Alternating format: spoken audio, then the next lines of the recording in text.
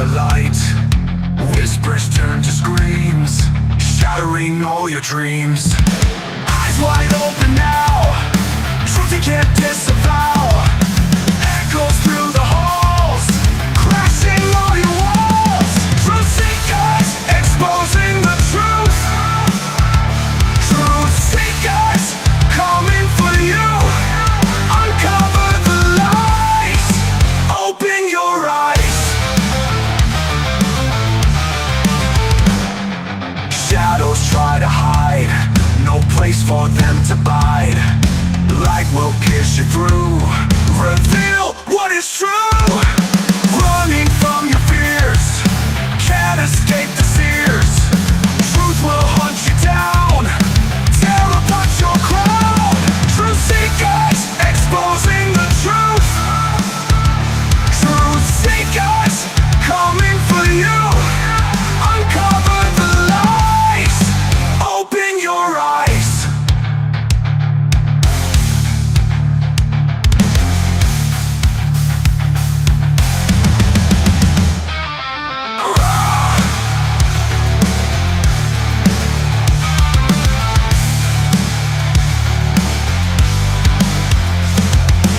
Eyes wide open now, truth you can't disavow. Echoes through the halls, crashing all your walls. Truth seekers, exposing the truth. Truth seekers, coming for you. Uncover the lies, open your eyes.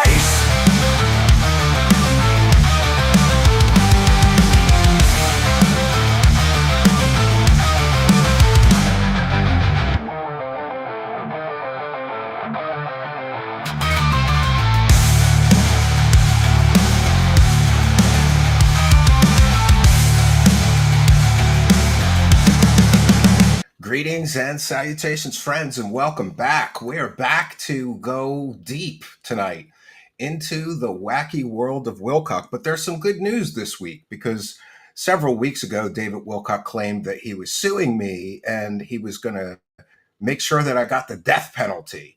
But in last week's stream, he has shown mercy to me because now instead of getting the death penalty, I'm going to get life in prison instead. So there's good news for that. And I want to take a moment tonight, just organizationally, to make an important announcement. I started Truth Seekers several years ago now and have been a one-man army, or trying to be, to produce this show, host the show, research, make all the phone calls, book all the guests, and it's very difficult to do everything for a show of this quality myself, and I've been burning the candle at both ends. And then I realized that we have several very talented people that have been contributors to the show over the years. So tonight's guest, John Spadavecchia, who I have tremendous respect for because he is sort of like an old school, boots on the ground, investigative journalist, researcher, and author. He's a great writer. He's a great reporter. So I've asked him to become a contributing producer here and help me cover the wacky world of Wilcock and maybe some other stories. So give a big shout out and welcome in all caps in the live chat to our new contributing producer, John Spadavecchia, who has been doing an incredible job covering this shady aerospace company of David Wilcock. He's been a guest here several times and has contributed a lot.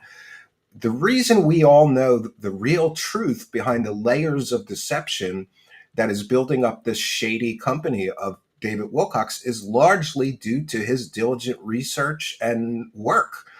So we're so happy to have him now as a regular contributor.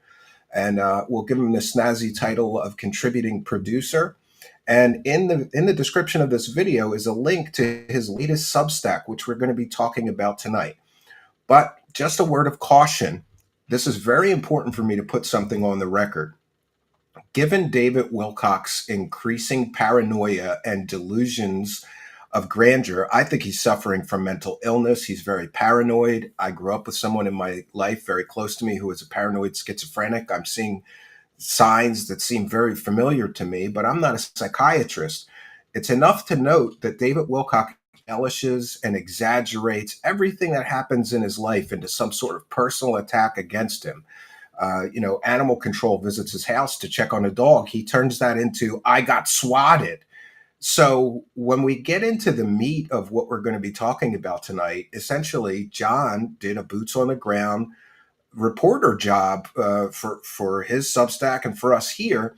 And I'm sure David Wilcock is going to misconstrue things, and he's going to try to twist what John did. But let's be very clear, throughout John's recent, let's call it a field trip, he has been incredibly both legal and moral and ethical as a reporter. There was many things, and we'll get into it tonight, that he could have done that he did not do, just so that nobody could say he did anything either immoral or unethical or especially illegal.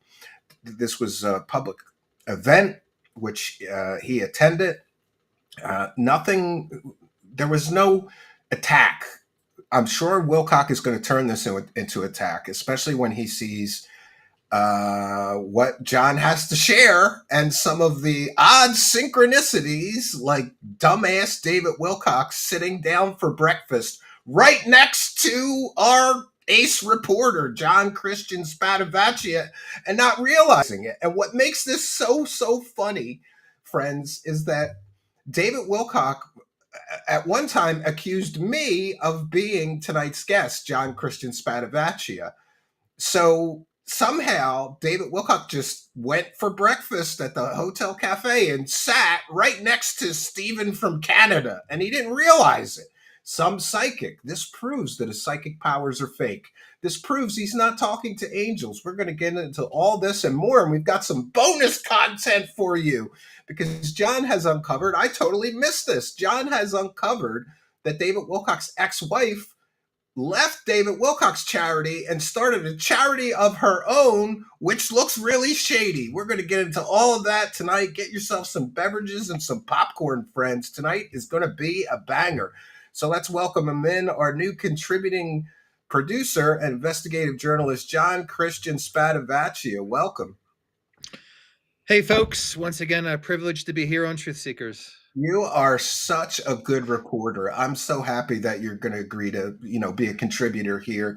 And by the way, the next time that you do something like you just did, let me know a little in advance, and at least let me pay for your meals, maybe some beers, some room service, whatever. Yeah. Because, and by the way, friends, I was one of the first to see what he had done, and I was shocked. I was like, I could not believe how close that he got to both Beskar and David Wilcock, the super psychic of the earth. How did he not see that you coming, John? He's supposed to be a psychic. Let me first address what you said about not letting you know soon enough. I was actually very reserved with how I let people know because, I wanted to keep this thing called OPSEC. I didn't want anyone at Stavatti. Yeah, I could have blabbed it by accident. You did the right thing. I always warn everybody that, like, look, I'm a show host, so if you talk to me about shit, unless you specifically say, like, don't talk, I might talk about it, but I knew better in this case. I knew to just keep it under my hat. I only told a couple people, and I basically told them to keep it on the down low because I don't want Stavatti to know. And I'm, obviously, and we'll find that out tonight. Oh, they would have called the cops on you. They would have called the cops on you or something.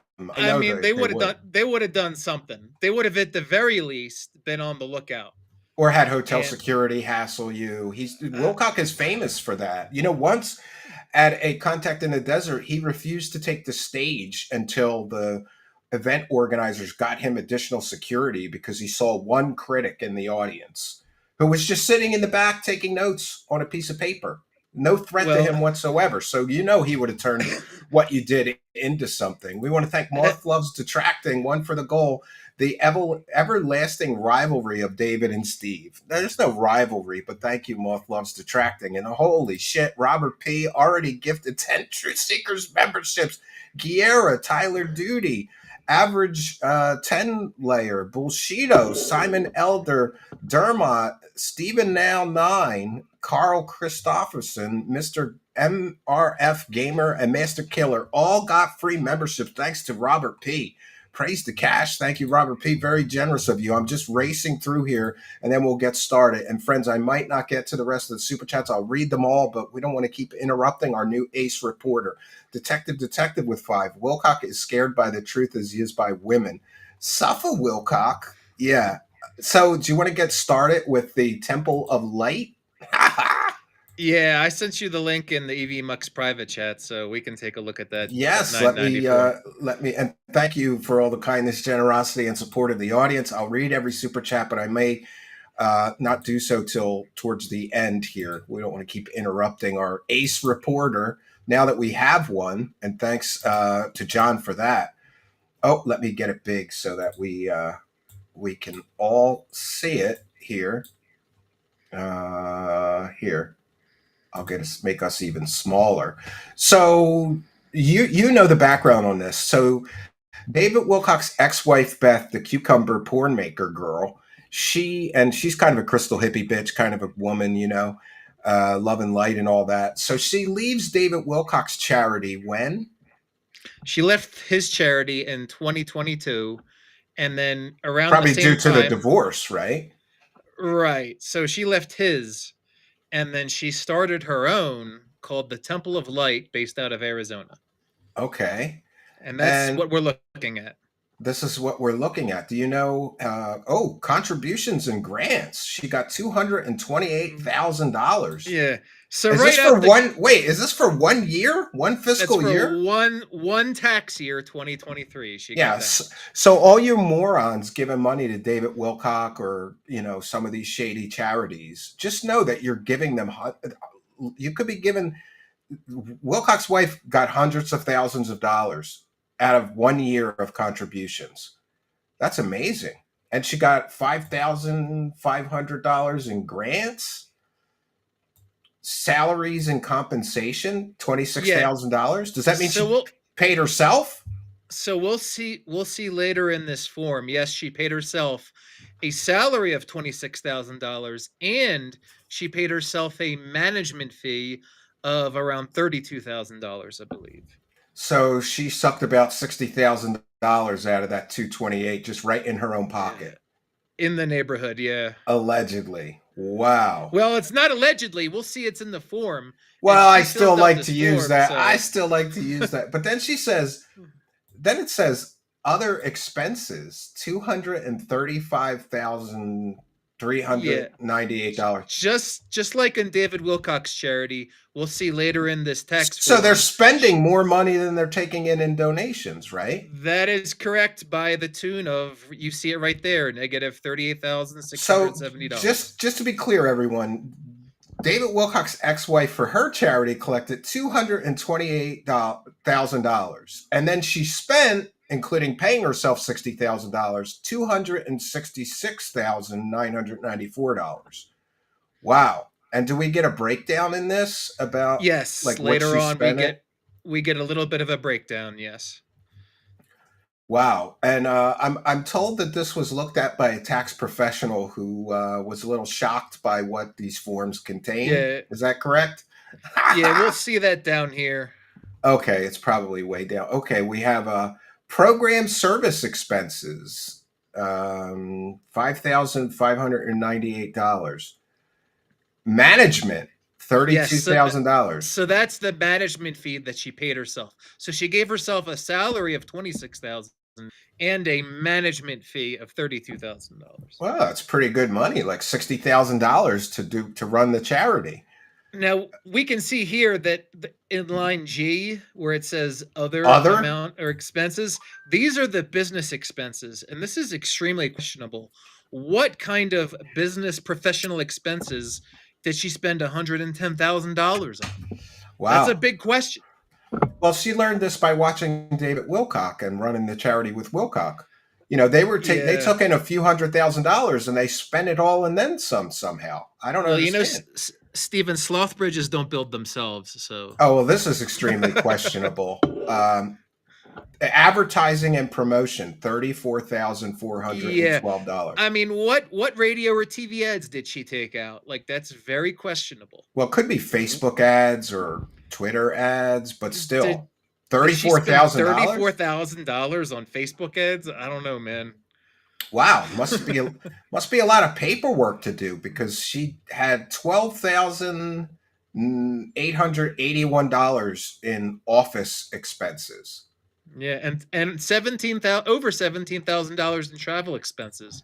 That So, you means know, she was going on free vacations courtesy of morons on the internet well, that gave I her don't $200,000 to do her I don't charity work with. I don't know if it was free vacations because I mean, didn't she go to like Conscious Life Expo and a couple of these other places? She went to like a Mount Shasta retreat or something. She probably charged that to her church. Wow. So, And $723 of insurance. Grifters have insurance? That's interesting. I mean, And that's actually pretty low. I mean, if she has a church that's taking in all this money, she she's only even paying. she even gave herself $200 for continuing her education Well, or maybe she something. bought some other woman's course. Who knows?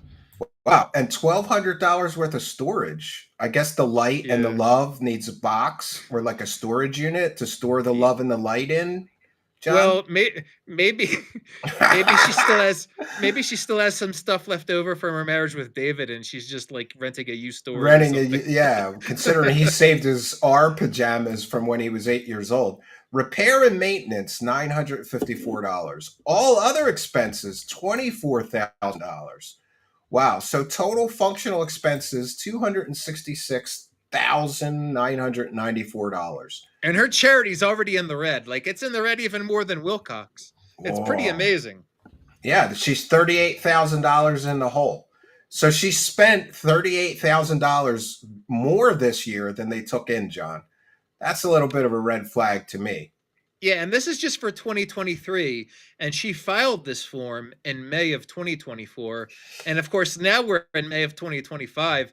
I would expect her 2024 form for this charity to drop any day. So Wow.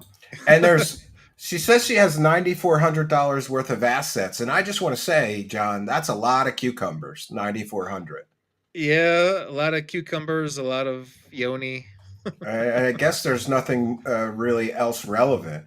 So, Well, no, keep scrolling to the bottom. Keep to oh, the bottom. It's like Wilcox form that they break down the expenses at the bottom. There we go. ooh, wow. Grants and So similar amounts paid. Donations of 55.98. And I'm sorry, yeah, go ahead. and then we see here in the next box where she clearly paid herself a $26,000 salary and a $32,000 management fee. Wow. So she paid herself $58,000 to run this charity. Which is interesting because I mean a priestess needs to live a life of abundance, Stephen. $58,000 that's an okay amount of money, but I mean that's not Well, this is gonna. just one grift, though. This is just one of her grifts or scams she's probably running. She's running the woman warrior shit and kung fu classes and stuff. Wow, look at this. Professional services. What is that? Yeah, Accounting and stuff? that is what That I is a think is one of the huge most. number. It's one of the most suspicious things on this form. What professional services did she actually spend that money on? Like where did that money go and for what reason? That's She a big gave question mark. she gave people $3,257 worth of Well, to be refunds. fair, if people pay with a credit card and then they challenge it on their credit card, like she has to give that money back if she has like a merchant account or Oh yeah, my something. wife worked at a She bank for the Visa card so department. You always get your money back. The customer always yeah. wins those. And she rented $7,418 worth of venues. That's a Yeah, I mean lot. she does that Sedona retreat or whatever. I mean, she has to rent it out and I think Wow. that's reasonable. I mean, Sedona is not a cheap place. And then supplies, $3,495. Is that do you think that's cucumbers? It's a lot of pencils. Office expenses, $12,881. Could you imagine, John, going to how much shit could you get at Staples for your office for $12,881? It's a lot of stuff, man. A priestess needs stuff. Telephone, $2,000. I bet you she's using her personal cell phone for this charity and making the charity pay for it. Business Probably, yeah. insurance, maintenance, health and wellness expense. Well, you got to keep the priestess healthy, so she spent $1,361 on health and wellness expenses. And since she's the only one listed on the charity, that money had to go to her. So there's more than $58,000 that's benefiting her. Like, wow. $3,756 worth of expenses, equipment expenses. Wow. I mean, yeah, I would love to see a more accurate breakdown of where the money actually went, John. Like, Well, unfortunately, this is all we get on the tax forms. So we'll see what our 2024 tax form says. it's I'm very interested. amazing. It's I'm very interested amazing. because her 2024 tax year is already starting out negative $36,000 in the hole. So what's it going to say? It that probably has something to do with the fact that have you looked at the prices on her website recently? Yes, They're astronomical. it's ridiculous. Yeah. She's charging like 10 grand for stuff, and she even has a $150,000 mentorship going on. $150,000. Well, That's becoming a nuts. woman warrior isn't cheap. I mean, No, yeah. no, Well, that's that would buy a lot of cucumbers. yeah.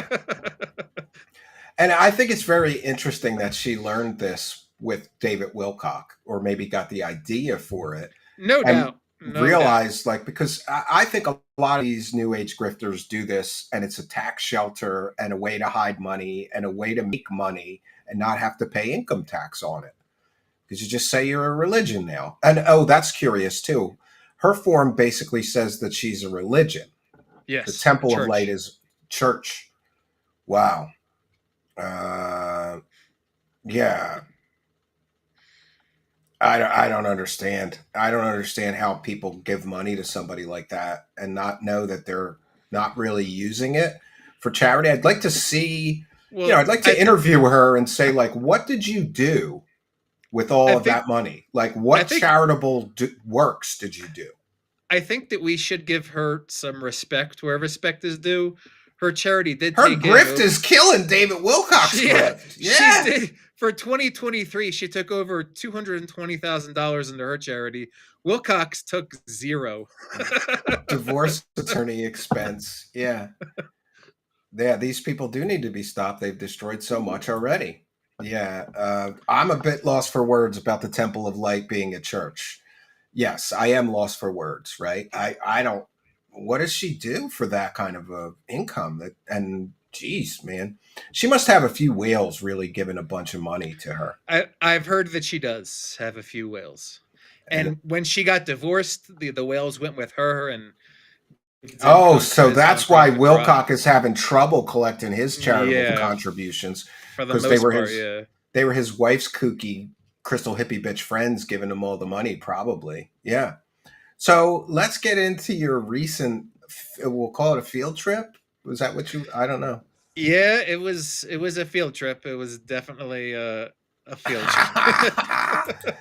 Yes, Oh man. yes, and I will go to the one second. Let me get your Substack up, and this is pretty long. I don't know about reading all of it. Maybe we'll read sections of it, and then you can explain parts of what's going on. Yeah, it's not that long. I think we'll get through it all right. I just want to say I just want to be ahead of the curve here and say that Stephen did not ask me to go on this trip or to do this. I did this of my own accord, just so everyone is aware. Yeah, yeah. I'm going to throw you right under the bus in court. I'm not getting a death penalty. You are, buddy. And what a great uh, title. Stavatti and Loathing in Las Vegas. Dark Secrets Inside Stavatti Grove. you know where that's from, right? That was Loathing, yeah, Loathing in well, Las Vegas. Fear and Hunter, Loathing in Las Vegas, but that Dark is Secrets, that Hunter S. Thompson, right? right, it's Hunter S. Thompson. But the second part of that title, that's from I can't say his name on YouTube, but AJ's first video, Dark Secrets Inside Bohemian Grove. Did you ever see that Oh, documentary? sure. Yeah, Yeah, yeah, absolutely. I took that title from that. Yeah. Okay. Well, I'll begin to read this on May 9th, 2025. And let me see if I can make it a little bit bigger because I'm half blind, so I apologize. That's better. On May 9th, 2025, Stavatti posted on their public X account informing the public of their participation in an aerospace industry conference dubbed the Air Dominance Summit, hosted in Henderson, Nevada, a Las Vegas suburb, on May 13th and 14th. They casually invite folks on X to join them at the event. Little did they know I would take their invitation literally. Yeah, join Stavatti next week at the conference and see. This is why they can't claim that this is anything nefarious, like an assassination attempt, Well, they stalking. You yeah, you invited the public. yeah. They literally I, invited the public. they invited everyone. I just took them up on Yeah. it. So John goes on to write that during the course of my 2+ years of Stavatti research, I have found only lukewarm participation by Stavatti in aerospace industry events such as this. This presented a golden opportunity for myself to see Stavatti in the wild and gain valuable information for my research and writing. I booked myself a room at the same hotel hosting the conference and made the 14 journey to Henderson on May 12th. Little did I know how close to Stavatti I would actually get.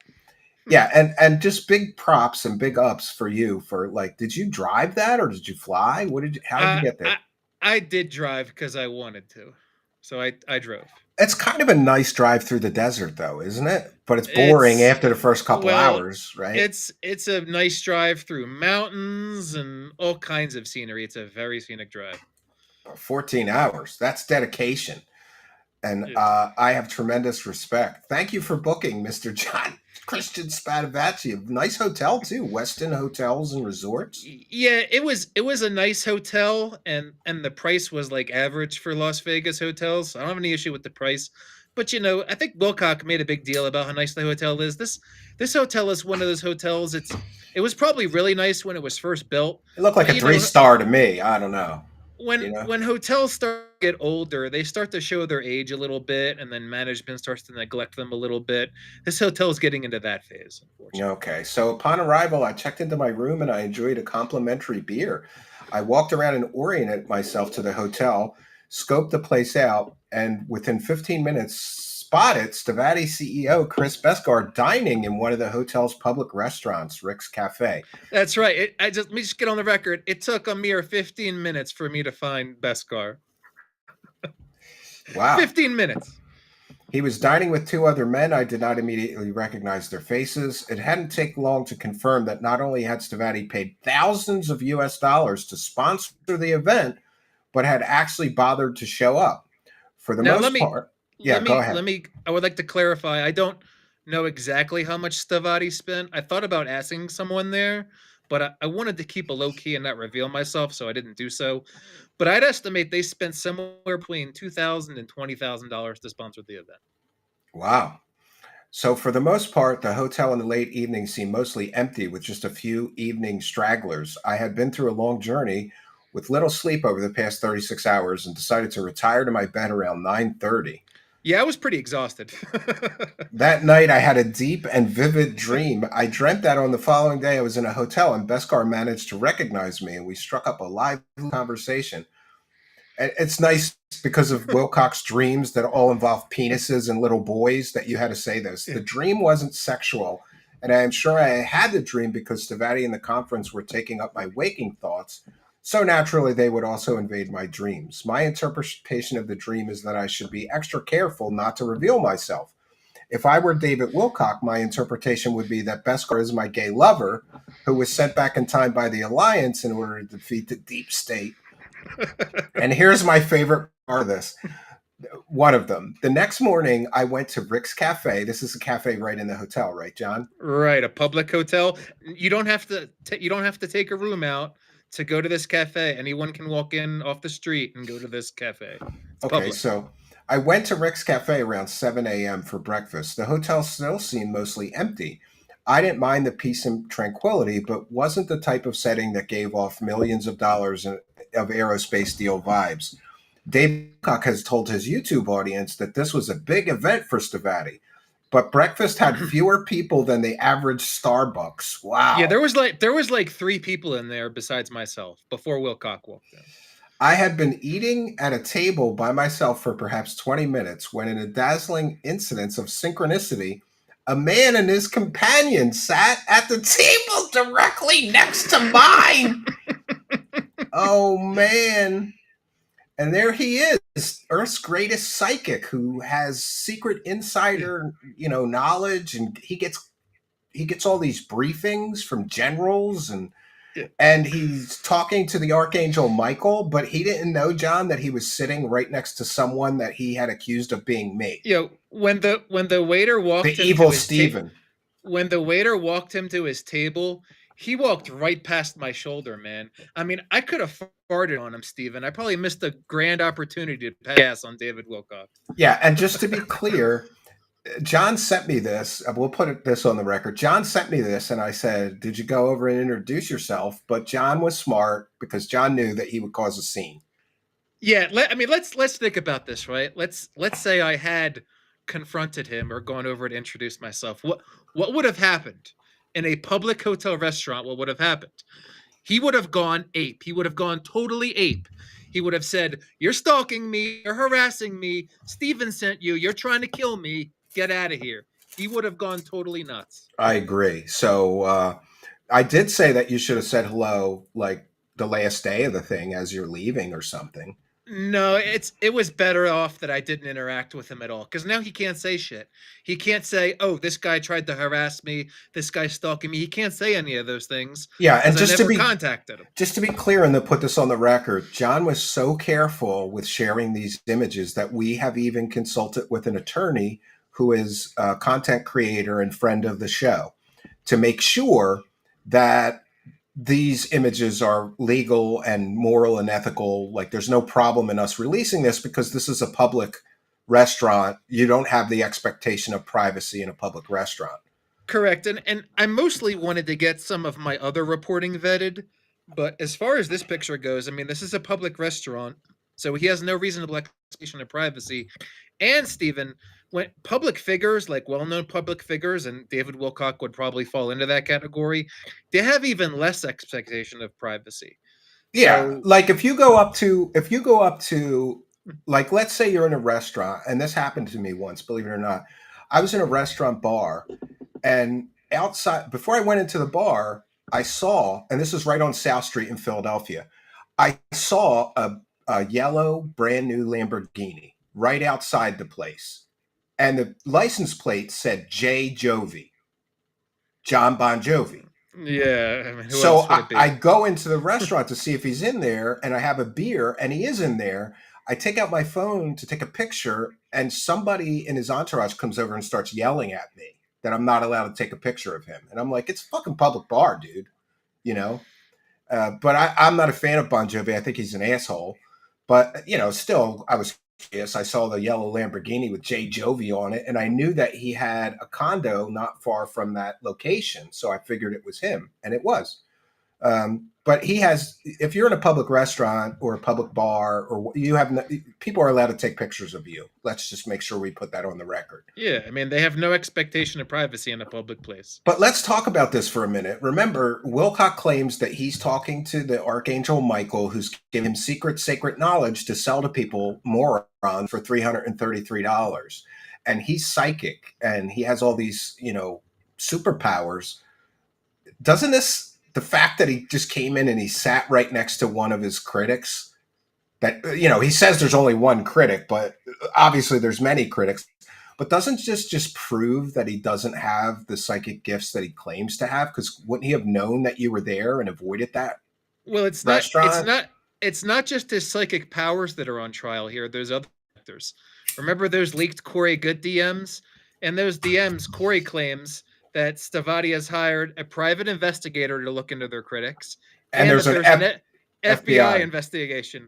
So, and we also have to consider that Chris Beskar allegedly used to be in the CIA. So, well, he worked in Area 51 making spaceships, and with aliens. Yeah. So CIA, FBI, aliens, private investigators, psychic powers. Okay, None of them knew None of them knew or could stop me from getting a hair's breadth within David Wilcock. Yeah, and just to put it on the record again, you have no ill intentions. You would never physically assault somebody or Uh, harass them or I have no any of ill that. intentions. I was minding my own business. Exactly. I was there first. He came and sat next to me. Let's get that clear. And I did not expect David, and you'll read this later on in the article here, but I had no idea. I did not expect David Wilcock to even be at this event because David Wilcock doesn't know jack about aerospace. He doesn't. So why is he here? You know what I'm saying? Well, the rumor is that David Wilcock thinks that he's such a famous person that his star power is going to somehow That's close some deals, right? that's my read into it. David Wilcock is so desperate financially, and Stavatti is so desperate that he is insisting to Beskar that he goes this type of thing because he thinks that his star power can help close a deal. But Wow. as we'll see, it doesn't look like any of that happens. Not even close. So you go on to write, I did not expect David Wilcock to be at this event, much less sit right next to me at breakfast. Breakfast with the wacky world of, in the wacky world of. I'm kind of jealous, but you know what? I'm glad for John. I'm glad that I didn't go because I think me, especially because I never take my glasses off, he would have recognized me. He for sure would have recognized me. Well, I've been on your show enough times, and it's not like I hide what I look like.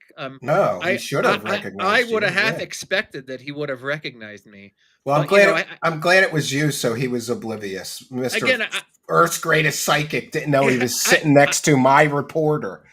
I was at David Wilcock. You were You went into a public cafe.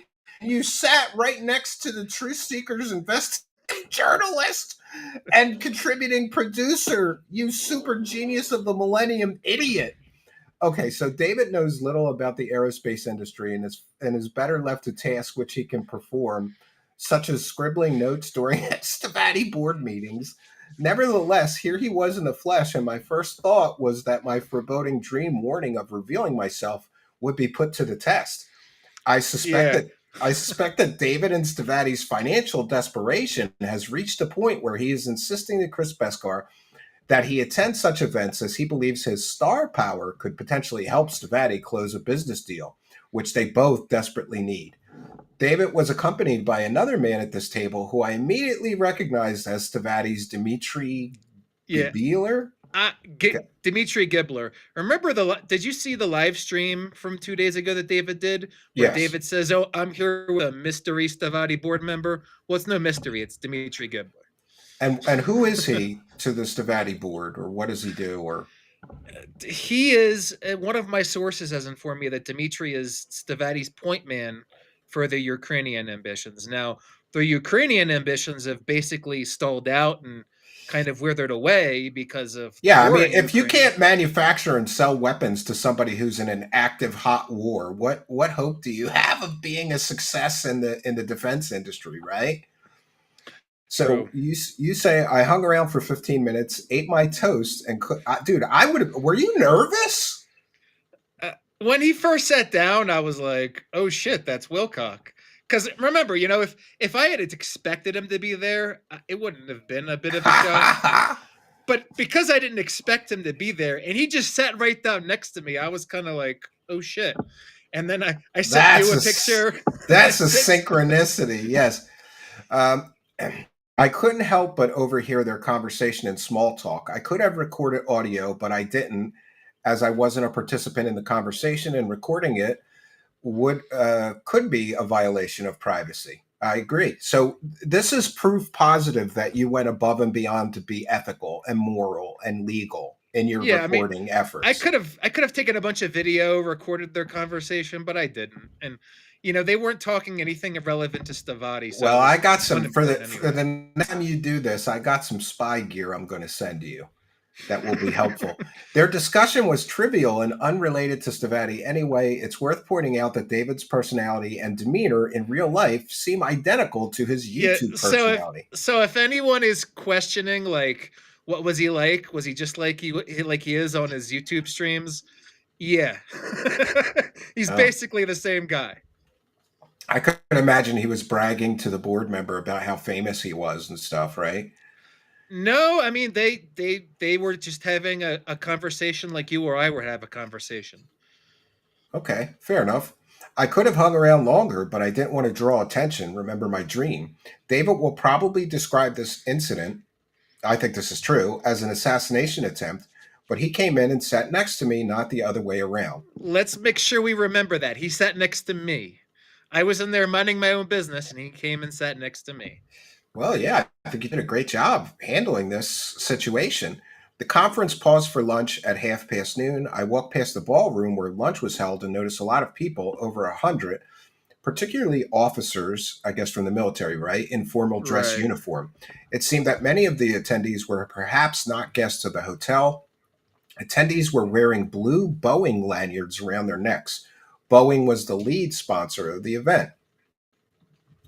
That evening, I spotted Chris Beskar again, this time dining at Marsa. Another one, boy, for Stavatti being so broke, I guess Stavatti's paying for Beskar's meals and stuff, Yeah, you and think? I have to say the food was way overpriced, man. Way overpriced. He was dining with Dmitry Gibbler, the man that I did not immediately identify. David Wilcock was strangely absent. Yeah, so Tuesday night, Beskar was having dinner with these other guys, and Wilcock was nowhere to be seen. I guess maybe he had crashed out in his hotel room, but I found that very strange Well, maybe he that he was wasn't taking there. he was busy taking a bath in his own piss, John. You got to keep up the superpowers.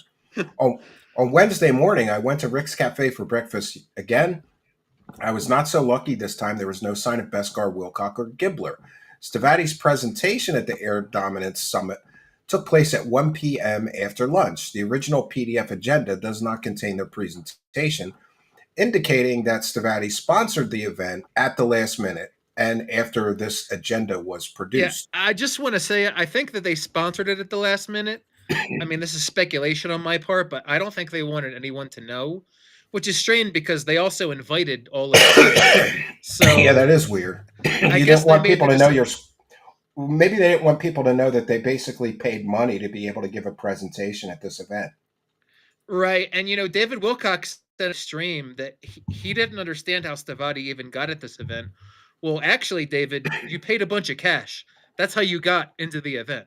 And that's how you got a booth. And that's how Beskar got 30 minutes to speak because you paid. Money talks. Yeah, and their booth looked like about as impressive as a Girl Scout cookie booth. I agree with you on that. We'll get to that. The doors to the ballroom were closed, and in the interest of privacy, I did not record the presentation audio. I stood outside a closed door and overheard Chris Beskar's presentation through the door while taking notes in a general sense. That's right. My little Yeah. green notebook. Security for the event was lax, and I probably could have just walked in and sat down, but I did not cross that line as I did not purchase admission. Yeah, I could have just walked in and sat down Well, and listened to his here again presentation. is more proof that you did everything morally and ethically correct from a legal perspective, moral perspective, you know, ethics perspective. One, Stavatti's Right. presentation began with an overview of their aircraft designs with special emphasis on the SM-39.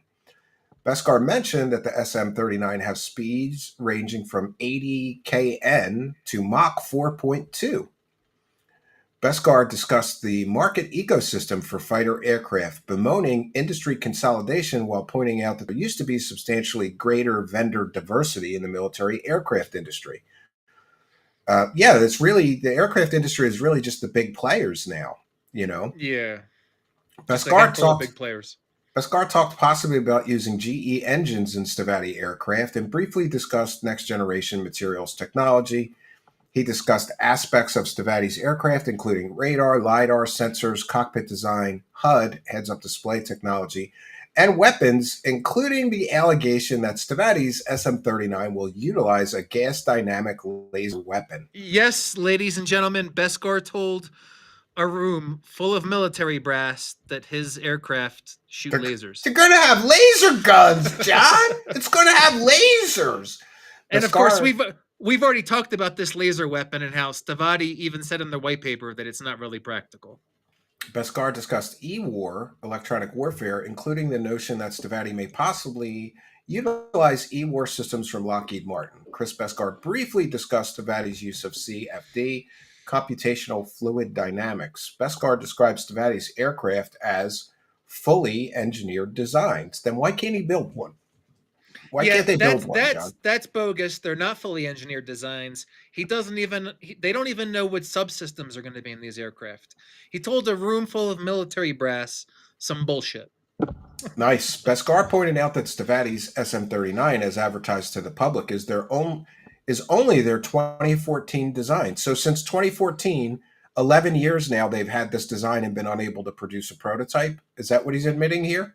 I Well, think. no, what he's implying is that what he's showing to them and what we see as the public is only their 2014 design, and that there have been iterations or revisions or Oh, updates made to okay. that design Yeah, so that, their new would fake go into production. airplane, yeah, their new fake airplane design is much better than their 2014 fake airplane What he's design. trying to tell the audience is it's actually better than what I'm saying. That's what he's trying to tell the audience. Yeah, and this seems like bullshit to me. Beskar advertised the SM-39 as having a significant competitive advantage in the form of a 50 to 70 year lifespan. Correct. He actually said that. I don't know, man. I just grew up with my father being an Steven, aircraft historian. Steven, I don't think he many said it. planes have that kind of He lifespan, John. he said it can go Mach 4.2. He's already put this thing into the realm of science fiction. So if you're going to say it can go Well, Mach it does 4.2, have lasers. just say it lasts 100 years and can travel 3,000 nautical miles. David Wilcock is telling people that this aircraft, the SM-39, Can can fly go in into low Earth space. orbit. Yeah, it Yeah. can fly in space. And it's got anti-gravity propulsion, too. Beskar detailed Stavatti's marketing materials on the SM-39, including performance charts, flight envelope, and alleged flight range up to 3,000 nautical miles. This number may be inaccurate. This is my best guess hearing through a closed door. Stavatti provided their contact info and informed the audience that they are easy to reach. At the end of the Stavatti presentation, they were only allowed one question from the audience. The question was posed to them was an inquiry as to when prototypes would be available. Beskar responded saying the SM-39 prototype would be available in 2 years and an SM-31 prototype would be available by March 2026. This is absurd. What he said about these prototypes is absurd. Those are way too optimistic into the realm of being completely John, impractical. yeah, listen, they've had 30 years of practice at making airplanes, Oh, wait. Yeah, but They've never made where? a single airplane in 30 years of being in business. Well, they're almost 31 years old. They're going to be 31 years old next month. But here's the thing: where are they going to build a prototype? Beskar can't build this in a spare bedroom in his house. And their Niagara facility, they've been partially evicted from that facility, and that facility is in no condition to produce anything. Yeah, you need a machine shop, you need engineers, you need CAD design workstations. Where are they going to build their prototype? You need a materials lab, you need a lot to build a prototype. He was informed by the conference staff that his time was up and that the agenda needed to proceed to the next item. Stavatti received only modest applause, perhaps because much of the audience was involved with their competitors and naturally resent them. I was concerned that even standing outside the ballroom in a public hotel corridor and taking handwritten notes might violate Stavatti's reasonable expectation of privacy. However, David Wilcock helped me out in this regard. During David's YouTube live stream on May 18th, David publicly presented for the audience video he captured of the presentation inside the ballroom because David has publicized. Here's where Wilcock keeps taking losses from us. Because he made this possible because you're right. He publicized the presentation on YouTube. Stavatti no longer had a reasonable expectation of privacy regarding to find out, the advice that I got was even if Wilcock hadn't done this, what I did probably was still in the green. But because Wilcock publicized this video, now it's not even a gray area in my opinion. The moron handed you the ability to report on this. Great job, moron David Wilcock. Their public release of the presentation also makes my handwritten notes partially redundant. Thanks, David. And you want to watch this, right? Mm-hmm. So the goal of this particular airplane is to have an extreme long-range, high-performance fighter that can really make a difference when it comes to air dominance. You know, generally speaking, you don't want to come in This is fair use, by the way. and that's the mission of this Right. program, to ensure that never happens. It's transformative work. We're going to be discussing the video we're sharing. We're educating the public with it. Fair use. We can be reached in. Right below you'll see a photo of our rendition of an upgrade of the former builder. When he pans the camera, pause the video. Okay. One of the things we want to leave you with today is the fact that Stavatti is expanding. We're easy to reach. We're here to do business. We love the industry. We love airplane. And we want to thank everyone for your attendance and participation. Wait for it. Wait for it. Pause. Okay. You see those doors? That's right Guess where who's you're just- standing. Yeah, dude, he is recording. He is looking right at me through the doors. I'm standing right behind those doors. You're standing at there this with very your moment. you're standing there with your ear up to the crack in the door, trying to take notes, right? No, John? I was leaning like against the wall near the door because his voice came through the door good enough that I didn't have to like look right. I didn't have to hold my ear right next to the door. All But right. I was hanging out right there. That's great. It's funny because if they had opened that door, they would have seen me. It would have been on Wilcock's YouTube channel. God. Yeah. With the SS-39 Ranger, we're looking at about 2 years to prototype. With our SS-31 Stiletto, to meet the requirements of the undergraduate training system, we're looking at hopefully partnership.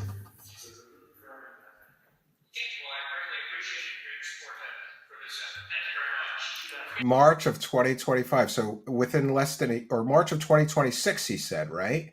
Yeah, so So- 10 months. 10 months, he's going to have a working airplane finally after Not 31 practical. years of failure. Even if they started building it today, it wouldn't happen. Yeah, It's I would nonsense. call that lukewarm applause as well. Yeah. Yeah, I mean, and they basically like rushed him off the stage almost. And here's Wilcock.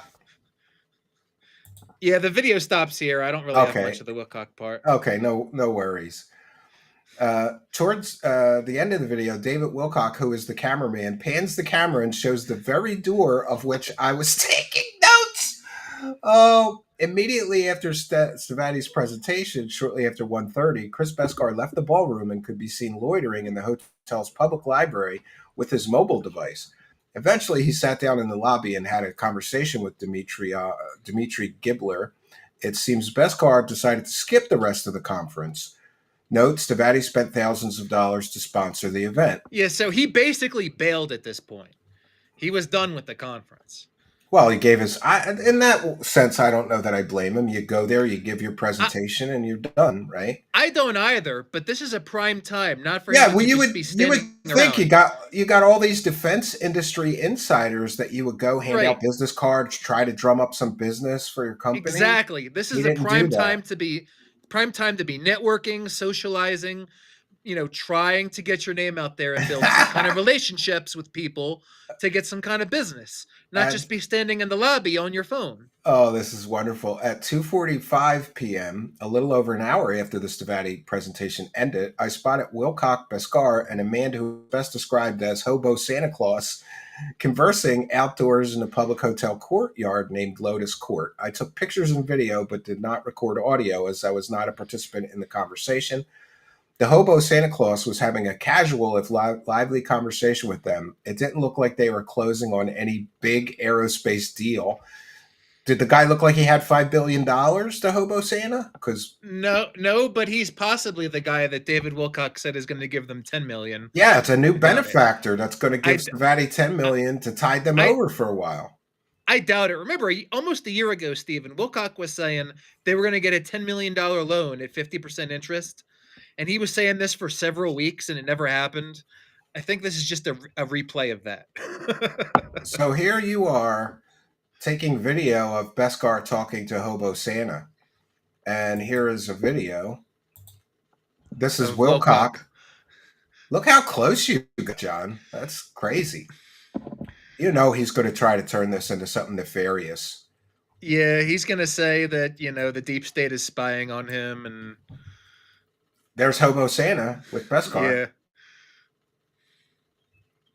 I'm going to go out on a limb and say that guy doesn't look like he has $10 million to invest. I'll go out on the same limb. I don't think he has 10 million either. And there's Wilcock, big star, So psychic, he didn't know that you were filming him. Shouldn't the angel No, have warned him that you were filming him? Right? I would think I the mean, angel would have warned him. And there's Hobo yeah, Santa, the big investor, giving him. This is the guy that Wilcock is probably claiming is going to give them $10 million. He looks like a hobo Santa Claus guy. Wow.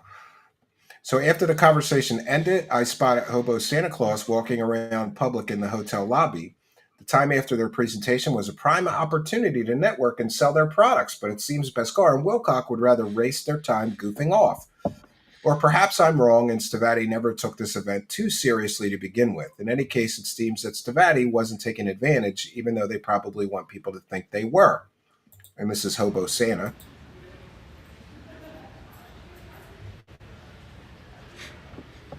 Yeah, people just walking around. By 5:30, the conference was over, and every trace of it inside the hotel had been removed. There was a new conference that had taken over for a company named Schedule Validator. It seemed like all the Air Dominant Summit attendees were blue Boeing lanyards around their necks yeah. had I vanished. mean, this conference vanished immediately when it was done, like it had never happened. Yeah. Like So they around. just took everything, all the signage just came down, all the people just left. Oh yeah, that's You what happens in hotels. please They understand. yeah.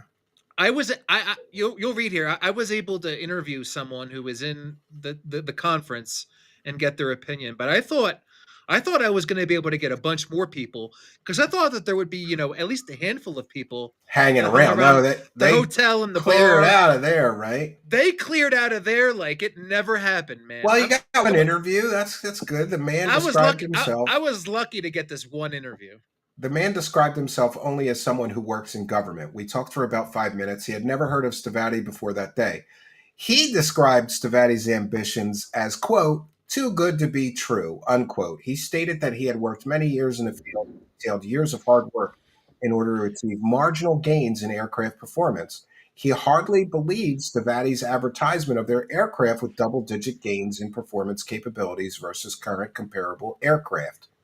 Wow. Yes. So I was only able to get an opinion of Stavatti from one attendee. Despite this, I did manage to gauge the event's reception of Stavatti and Stavatti's attitude towards the event. There's no indication that this event was a success for Stavatti or that anyone associated took anything tangible from the event. David Wilcock even admitted during his May 18th live stream that many of the attendees were cold towards Stavatti and sponsorship of the event by an ostensible competitor. Ultimately, time will tell if this event has any relevance other than the facts and observations laid out here.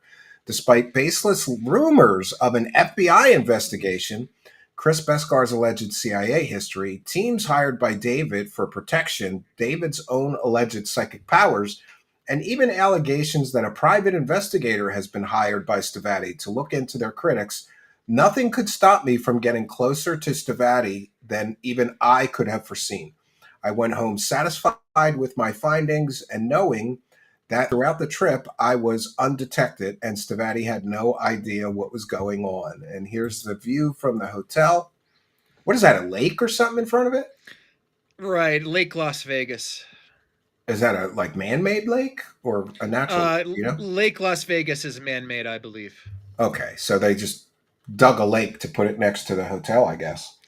Well, they dug the lake years and years ago, and they built a hotel and resort community around it. It's a pretty darn nice community. It's up there. Wow. It's a classy place. So you don't think that they impressed many people with their presentation? No, no. I mean, their presentation is mostly stuff that we've already heard elsewhere.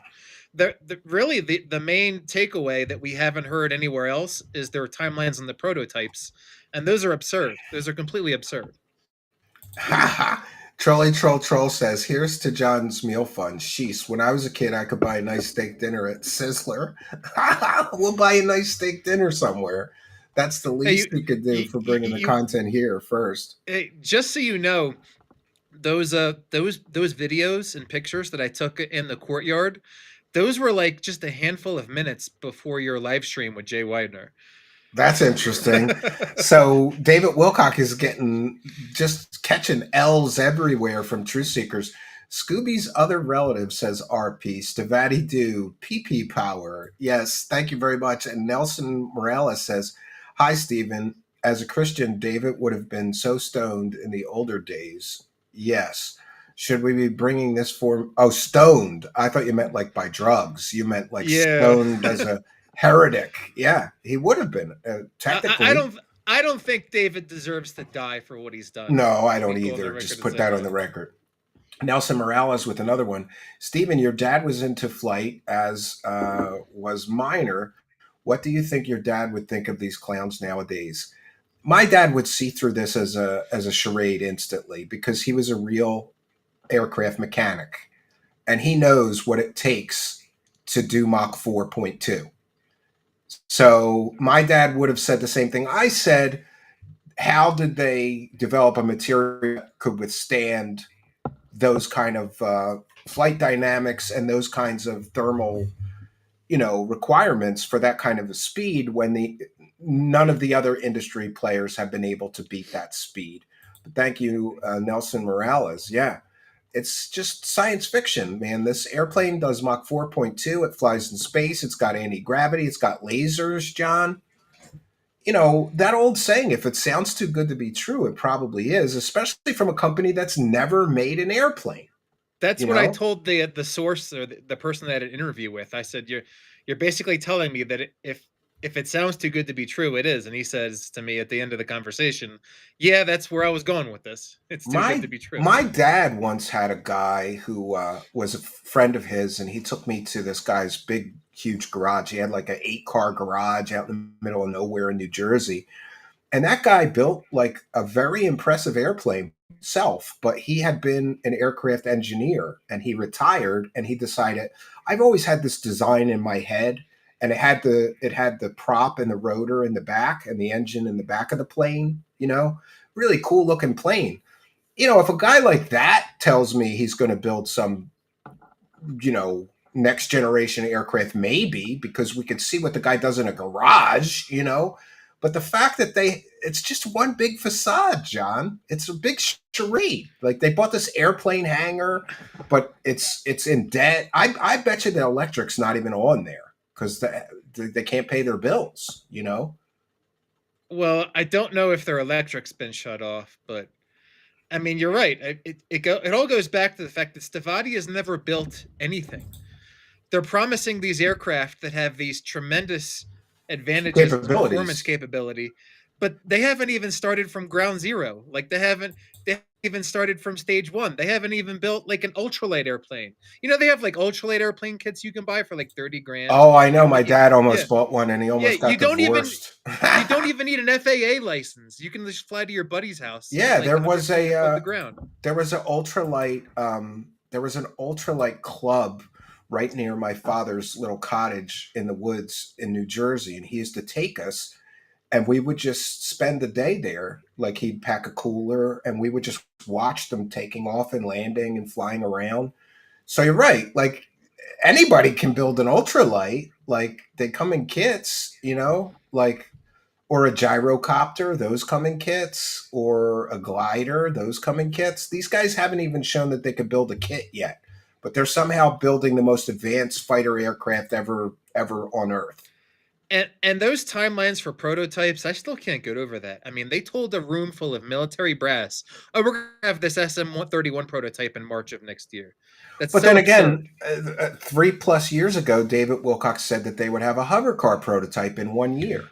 That's true, but the context is a little bit different. Wilcock was standing in an empty hangar telling his audience that they would have a hover car. That's a bit different than Beskar getting up in front of a conference like that in a room full of military brass and saying, we're going to have this aircraft prototype in March of 2026. That's a different. That's a lot more. He's putting a lot more on the line there with respect to their reputation. And how people should regard them. I agree. Wilcock in an empty hangar saying, "Oh, we're going to have a hover car." you can't take that. Yeah, but Let's telling say a bunch serious. of like military men we're going to have a prototype. Double Tap Ranger Right. Outdoors made it, Steven. Keep up the work. Thanks for the guest. Yeah, well, he's not a guest anymore. Now he's a contributor. So, yeah, they were selling drone kits at 700% markup. Yeah, they claim that they can manufacture drones, but I have yet to see a manufactured Stavatti drone, and I have yet to find anyone No, who has purchased a drone from they'd them. probably just go to Walmart and buy one and slap a Stavatti sticker on it and charge like 800 times what it costs at Walmart. You know. Yeah, they probably are gonna buy a kit and then resell the kit, and it's rather ridiculous. I gotta say, drones is harder than it looks. I got all excited because a friend of mine built a really big drone, and I thought, oh well, if he could do it, it's tough. It's a lot tougher than you think to build a really Yeah, it big is. drone. Yeah, I was going to Especially build because a big. you have to consider not just the hardware but the software. Yeah, the software is half of it. So what do you think is? I always ask you this. What do you think is next? Are they gonna survive a year? Or are they going to be in bankruptcy? And Wilcock finally give up on the money that he invested? Yeah. Or Well, I mean, those. There's a lot to unpack there. Those are really separate considerations. Wilcock may never give up on the money that he's invested, even if Stavatti, or I should say, even when Stavatti inevitably declares bankruptcy, which I think is basically inevitable at this point, he still might not give up. I mean, he would essentially have to admit that it's over, that the dream is gone, but he may not give up on them. Now, as far as Stavatti declaring bankruptcy and how much longevity they've had, I've actually been impressed with their staying power. I talked to a source in November of 2023 at Stavatti who told me that there had been discussions back in November of 2023 about declaring bankruptcy, and yet they have yet to do so. well, if I ever So, got a chance to interview Beskar, one of my questions would be one of my very first questions would be like, what have you done to make a living outside of Stavatti for the past 30 years? Because if well, he doesn't have a job, it would be incredibly clear then that he's living off of investors' money for 30 years now. And by the way, I'm not saying that's the case. I'm saying I have questions about that. that's Stephen. That question that you just said that you would ask him, Dimitrov's lawyers already asked Beskar that question. It's in the deposition along with his answer. And Oh, his what? answer is he's getting income from David Wilcock's products at thedisclosure.com. Beskar's getting income from that. So Yeah. that question has already been answered.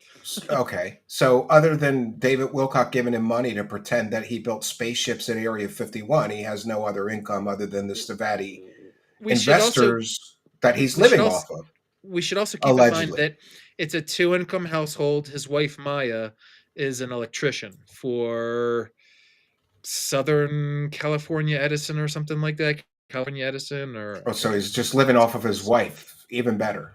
I mean, she's an engineer for them, so she probably makes a respectable income. I guess. Yeah, that's one of those things. And they do have many shell corporations. You've looked into a lot of the organizational structure, and there's a lot of Yes, shell stuff going. yeah. Looks like a shell Uh, game to me. I don't know. the Stavatti corporations and Stavatti corporate entities were an early focus of me for my research, and I'm well aware of all of them. Yes. Wow.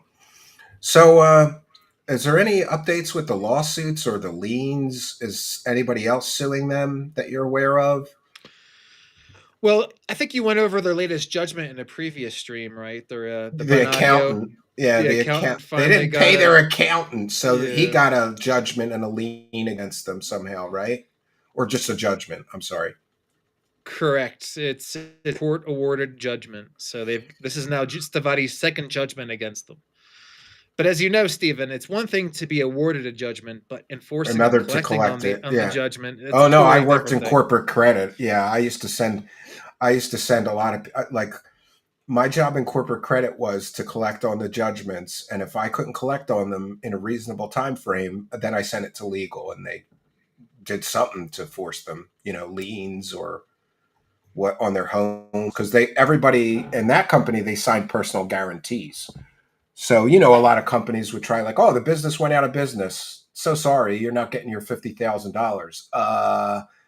You better reread that contract you signed because you signed a personal guarantee. They would always get so upset not realizing there was a personal guarantee on the credit app, because that would mean that we could go after their personal assets like their homes, their cars, their boats. Yeah, getting a judgment paid is a nightmare sometimes.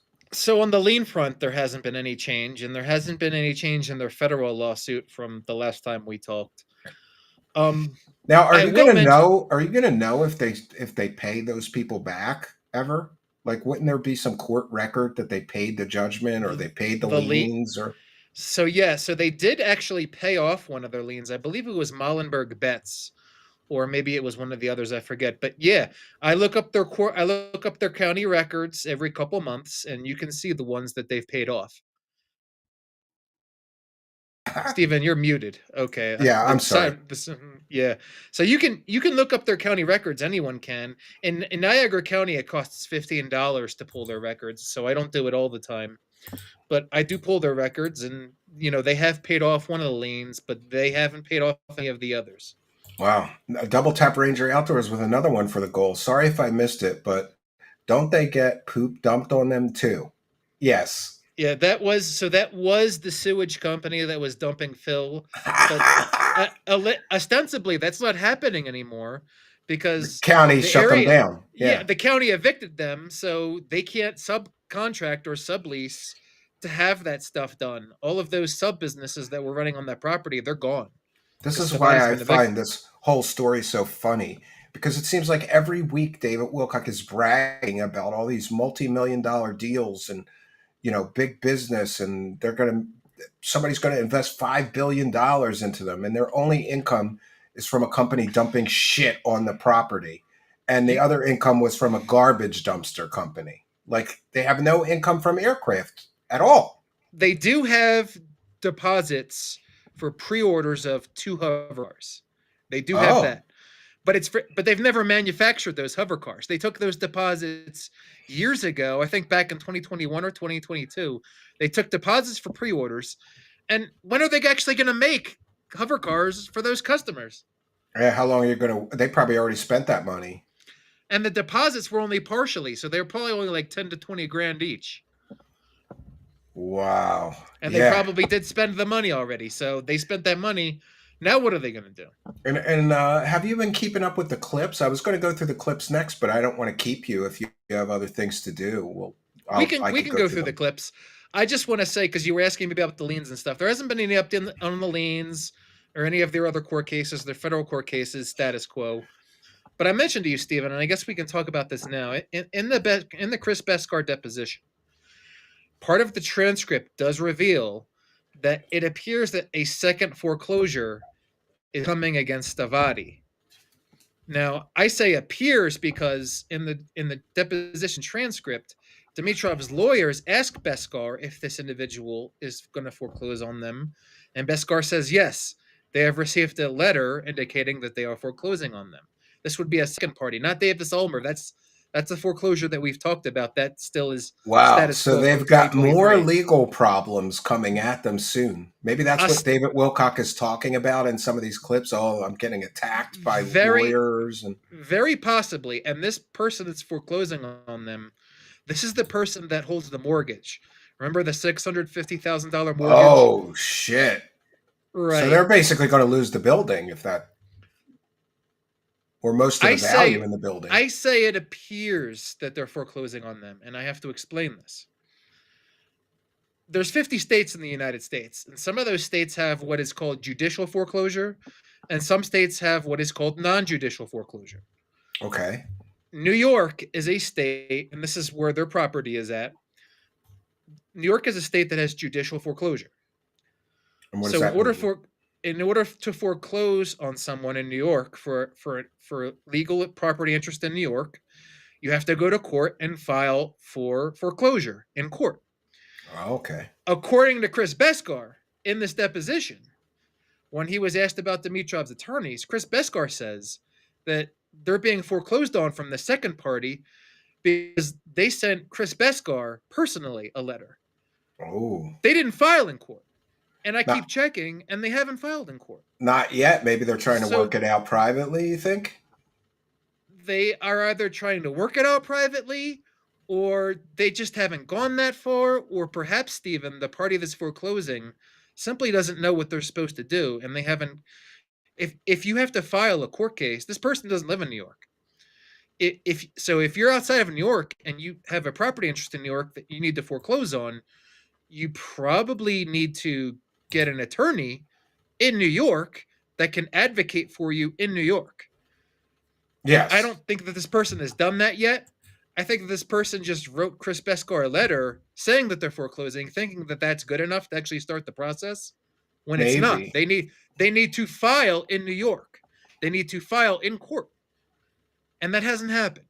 So that's why I say it appears that they're foreclosing. They are not actually officially foreclosing yet. Yeah, Patty is complimenting you. Great guest, bringing the facts. Yeah, well, let's get to the ridiculous clips from this week. I don't know if you heard, but like I said in the beginning of the broadcast, I got some good news this week, John, because previously Wilcock said that I was going to get the death penalty, and now he's saying that I'm just going to get life in prison. And I just want to put this on the record. But Wilcock is such a moron that he somehow thinks he'll be able to sue me in civil court and make a judge give me the death penalty. He doesn't even know the difference between a criminal case and a civil case. Like Well, you can't get the death penalty in a civil case, David Wilcock, or No. life in prison. And after Wilcock sees tonight's episode, I think I'm going to be the one getting the death penalty. But yeah, we're both going to end. Well, maybe we'll be cellmates. Could do research projects together or something, right? Yeah. Oh man, it's just so ridiculous. He's gonna go ape. He's gonna go ape when he sees this, and he's probably gonna call Emery Smith and ask him to be his bodyguard. Well, I just want to put it on the record again that we at no point wanted to stalk, threaten, intimidate, harass, or we're just reporters doing our job, and we have been reporting on David Wilcock's shady aerospace company for years now, and we'll continue to do that. We're doing everything ethically and morally as correct as possible. We even consulted with an attorney who's a friend of the show. He's a LawTube guy, one of those commentators on court cases. Right now, he's doing that famous trial that's going on. The cop who died, is it Karen Reed, maybe? The name escapes me. I haven't been following that. So yeah, but anyway, we've done everything we could to do this as morally and ethically correct as possible. And one of the things that is so shocking to me, John, is that like David Wilcock thinks he's going to take me to court, and he has previously said, let's put this on the record, somebody stole money out of his bank account, and he didn't know who did it. So he took a bath and he asked the angel Michael, the archangel, who did this to me? And the voice in his head, or the archangel Michael, whichever you prefer, said, Stephen, Stephen, Stephen. Like, John, is he going to walk in the court and tell a judge and a jury that an angel told him I stole money from his bank account, so it must be true? No, I think I've said this before, but all of these legal threats by Wilcock are just theatrics. He's not going to go to court because when you go to court and you file, you have to state the relevant facts. You can't state as a relevant fact that I think this person stole money from me because an angel told me while I was taking a piss bath. That's not going to hold any water. Anthony Peterson says, I want my Jetson hovercraft with the glass dome. Yeah, that would be fun. Thank you, Anthony Peterson. And let's get to the clips from this week of nonsense, right? We have quite a bunch, I think, to get to. Or no, there's not so many.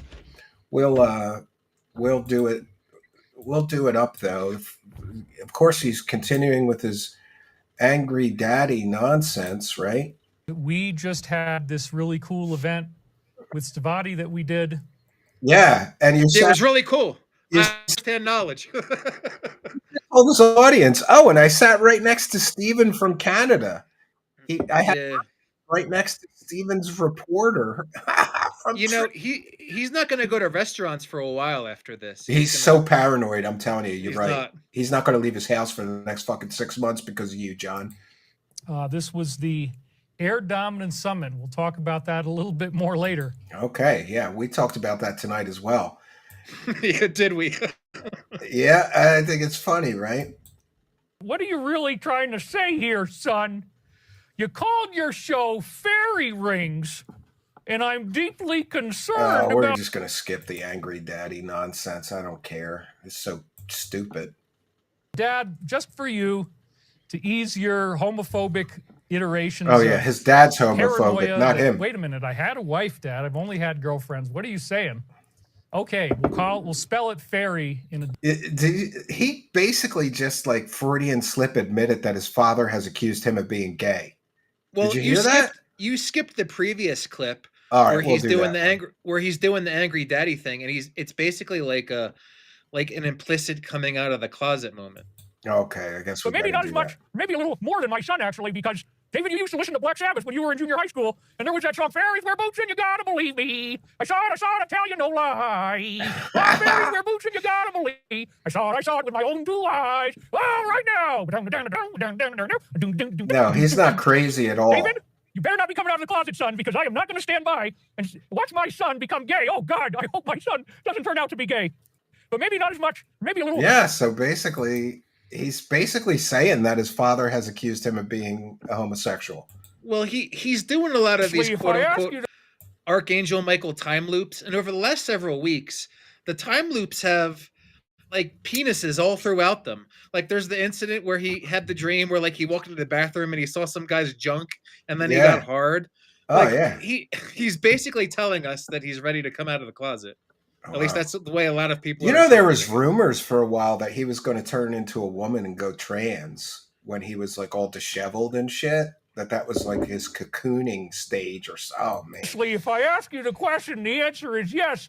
It's going to destroy me because I tried to program the values and the things about this family that make this family great. I tried to put those into your mind, son. Please don't tell me you're gay. Please, God, don't let my son be gay because I have had it. Honestly, if He thinks this is great content. I don't understand it. Dad, just for you to ease your homophobic iterations of paranoia that, wait a minute, I had a wife, Dad. I've only had girlfriends. What are you saying? Okay, we'll spell it fairy in a different way just to assuage your paranoia. So his father is paranoid that he's gay, is basically what he's admitting here. Okay. I guess that's how we're supposed to read into it, but you know, David has his own. I way have of to looking admit, at things. I had an awkward conversation with my father when I started being in bands and wearing a lot of makeup. He goes to my brother and he's like, I saw the pictures of his rock show. What the fuck is going on with your brother? Is he sucking dicks? And my brother's like, if you saw how many chicks were like slobbering over him at the rock show, you would never think that again. And my father just goes, okay, so he's okay. He's just into chicks, but he's wearing makeup. And my brother, like, for one, my brother had my back. He's like, girls love it, Dad. It's weird, but he's not gay.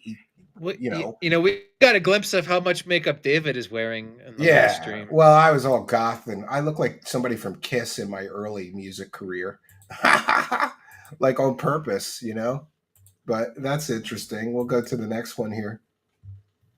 No, I'm not still married, of course. Suffer, David Wilcock. The bitch left you for a cucumber, man. You couldn't make her come. 4 years ago. Has Stavatti gotten funding yet? Nanasani. We are very close. Hey, I Chris, just want to go on More record. funding. I think that Nana Sani is actually Elmo BZ, that they're the same person, but I don't know that for a fact. Okay, so he loves using code words for people. Because I think Elmo got banned or blocked or whatever, but now Nana Sani is the name in chat that keeps asking about Stavatti. Oh, okay. last night for a trip overseas that he's going to be gone for 2 weeks. And within that time, we're probably going to end up closing something. And we have a guy who's helping facilitate the deal who said he'll give us $10 million now to. Oh, is that Hobo bills. Santa? So, yeah. That was Hobo Santa's going to give him $10 million. And isn't it getting ridiculous that he's always saying that Stavatti's getting money 2 weeks from now? It's always 2 weeks. Remember, late last year, I think it was October, November timeframe, Beskar went on that overseas trip and to China yeah. and they were going to do this car deal. And obviously that's all bullshit. By the way, I don't know if I said this, but I talked to a Stavatti source on their board and I asked them specifically about that car deal. And they told me it was pure speculation. But this is yet another trip. that Beskar is going to take overseas. And And get money. Yeah. I just have to ask, like, if Beskar is trying to make it look to David like he's trying to get business, he's doing a bang up job, and he's Yeah, getting some and sweet just travel perks out of it. just so everybody knows, like go Google what a ticket to China costs from the United States, a round trip ticket. So Somebody, like he's somebody on spending a lot X. of money to, keep up appearances. Well, Stavatti did get that 80 grand back in November. We looked at the SEC form, so they got 80 grand. So I guess they're spending it all. But somebody on On X, Chris somebody on, Beskar taking vacations. Somebody on I X mean, what? somebody on X just made a comment that said Hobo Santa was James Gilliland, and it doesn't look like James Gilliland. No, it doesn't look like him, but that would be funny. Charles McDonald with 20 says Steve now has more firepower against UFO grifters. Awesome. Yeah, John, are you solely tied? I know your main focus has been the Stavatti story, but are you interested in covering other stories with or for Truth Seekers here? Time allowing, yeah, I can cover other Okay, stories. awesome. But I do need to keep the focus on Stavatti because I want to get this book done. And Stavatti has awesome staying power. I don't know when this story is going to end or when they're going to collapse. But it could be any day. It could be. You need an end for your book, so you're like waiting to see the collapse, right? I mean, I already kind of have the end. I already know what the collapse is going to be, or I think I know. I think I have it predicted, but it just hasn't happened in real life. It hasn't sussed out yet. Anthony Peterson wants to see old concert clips. You know what I'm going to do? I will post an old concert on a Patreon and members only section, Anthony Peterson. But thanks for inquiring. They were on my old channel. I just haven't migrated any of them. Let's continue with this wonderful clip where David says the money's coming in 2 weeks. I'm sure Macario clipped this for the montage we have. Macario has a 3-year montage of Wilcock saying they're getting money next week or 2 weeks. It's wonderful. I think we're just about over with this whole thing. We're just about over. That was prophetic. No. And again, almost a year ago, Wilcock was telling everyone, hey, we're going to get $10 million. It's a crappy interest rate, but we're going to get a $10 million loan. And here we are almost a year later, and that story is being replayed, almost like Beskar is on a DVR. Oh, here comes another $10 million. Yeah, it's always coming. It never happens. Whatever happened to all of the other deals here yet? Yeah. Oh, and this is the wonderful clip where he talks about me and says, now, John, I'm not going to get the death penalty from his civil lawsuit he's filing against me, which, by the way, Wilcock is now claiming, just for the sake of the audience who may not have heard this clip, I want to make it very clear. Wilcock is now claiming he's going to spend $1 million to sue me for accurate reporting. Well, too bad for David. He gave the $1 million to Stavatti, and it's all gone. So yeah, he doesn't have $1 million. No, we don't even have trolls here yet, but that's because Steven is, he hasn't really rolled up his sleeves yet to get started. But Steven is in a world. You haven't of fired hurt. up your bot I'm farm, talking Steven. Yeah, and I just want to put something else on the record, John. Just to be clear, on Sundays when he does his live stream, I am literally mixing concrete at my cabin. I have a big concrete job that I'm doing. You're at off my the cabin. grid. You're not even at home. You're off the grid. I am off the grid. I am literally at an off-grid cabin in the middle of nowhere in the mountains of Pennsylvania. And by the way, I have neighbors that can testify to that. That every Sunday they see me out there with a cement mixer or whatever I'm doing. I'm not trolling him during his live streams because I literally can't where I'm at.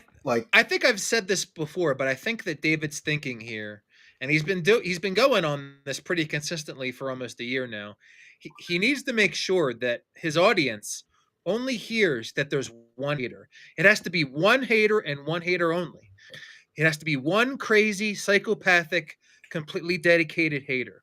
Because if he lets his audience know, or he thinks his audience will find out, that there's a whole community of critics, there really is. Yeah. Some of them will look at the community and get some information, might become part of the community.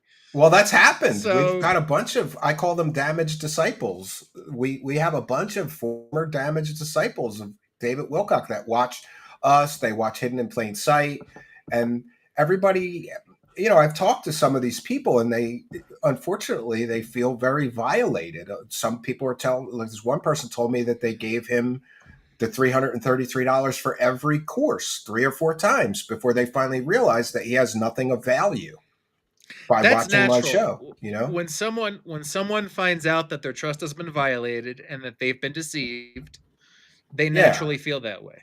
You're going to feel betrayed, yeah. But I'm worried, Stephen. I'm worried that, even after tonight's episode, he's still going to blame it all on you. Yeah, he's going to say, I sent you to assassinate him or something crazy like that. Yeah, he's not going to probably mention me at all. He's just going to be like, oh, Stephen has escalated, yada, yada. Because remember, the game plan is one hater and one hater only. Yeah. Stephen is in a world of hurt. I am now talking to... We are going to be suing him, and if we find out who he is being paid by, then they are also getting rolled in. Okay, everybody who's Who do you work for? Who does number 2 I just want work to, for? yeah.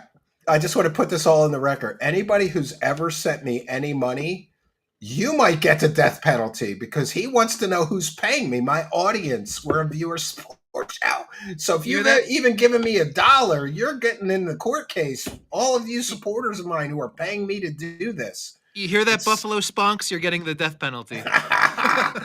Yes. We're lining all that up right now. It is very, very serious. This guy's a terrorist. Anyway, don't want to talk about that. Don't even have. That's so ridiculous that he's calling you. I think he's taking a page out of the Greer-Elizondo rivalry, because didn't one of those guys call the other a terrorist or something? Yes. And like you said, it's all just theater for his dumb as rocks followers so that he can pretend that he only has one critic. White Strat 64. Is that like a Stratocaster from 1964? Nice work, Stephen. I'm a Gibson guy, but we like those. And the end is near beware with a super sticker. Thank you for that. And Stormcrow just became a co-conspirator. If you send me a super chat tonight, then you're going to get the death penalty, all of you. Stormcrow says, bring it on, Wilcock. I agree, right? I just can't believe that this guy's going on public live streams. John, it's getting pretty serious. He's telling people I'm sending bombs in the mail and suspicious packages, and I'm a terrorist. Stephen, he's running out of ammo. There's only so many things more that he can accuse you of. I know. He's already accused me of being a PDF file, I'm telling you right now, extortionist. After tonight, he's going to say you tried to kill him. You're right. The Legends of the Fairy Rings. As I said, I had to disappear for the Air Dominance Summit during the week. This was our booth. Oh, look, it looks like, dude, it's about as impressive as a Girl Scout cookie stand. It's about as impressive as a Girl Scout cookie stand. They put a lot of money into stationery and stuff. Like, if you ever wonder where Stavatti's money is going, like the 80 grand that they got. Yeah, look full what they're color spending prints. That costs some money. You guys, isn't that freaking cool looking? Are you proud of us or what? It's cool looking. Yeah, what you see there. What's the matter then? No more shows, please. Just the truth, because then we are going to think this has all been a lot. I don't know what you're saying. The show always involves comedy. There's nothing new on that front.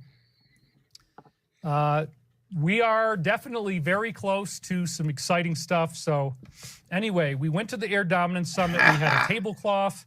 David had breakfast with our roving reporter, John, the contributing producer. It was awesome. 8-foot backdrop. We had literature on both sides. We had all these models. And then we had another thing over there on the right. And it was great. I love how they say on their material, look, it says an aircraft manufacturer.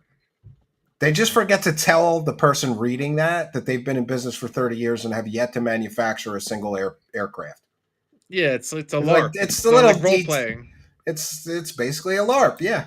And it was great. I actually enjoyed myself. We went out to the Westin Lake Las Vegas Hotel. It's 30 minutes outside. So did I. The strip in Las Vegas. So did our reporter, David Wilcock.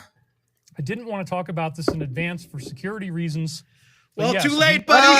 Too late, you retard. Let's back that up. This asshole is like, I didn't want to talk about this for security reasons. And then he let Stephen from Canada sit 5 feet from him at breakfast, this fucking moron. I didn't want to talk about this in advance for security reasons.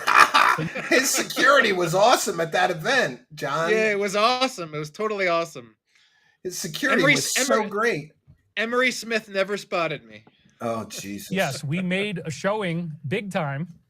We had the only booth really at the whole event. And you'll also notice the floor kind of looks like the global grid. So I cut a video together for you guys. So when I do finally have to take a pee, which hopefully is not for another 2.5 hours or so, then you're going to see some shots of me drinking a... Who's he kidding? He's got a bucket under his desk and a mute button. How the fuck can this guy do? He used to do 6-hour streams without taking a piss break. And suddenly somebody in his audience was like, you could play a video or something and go take a piss. We know, he was Stephen, complaining about it.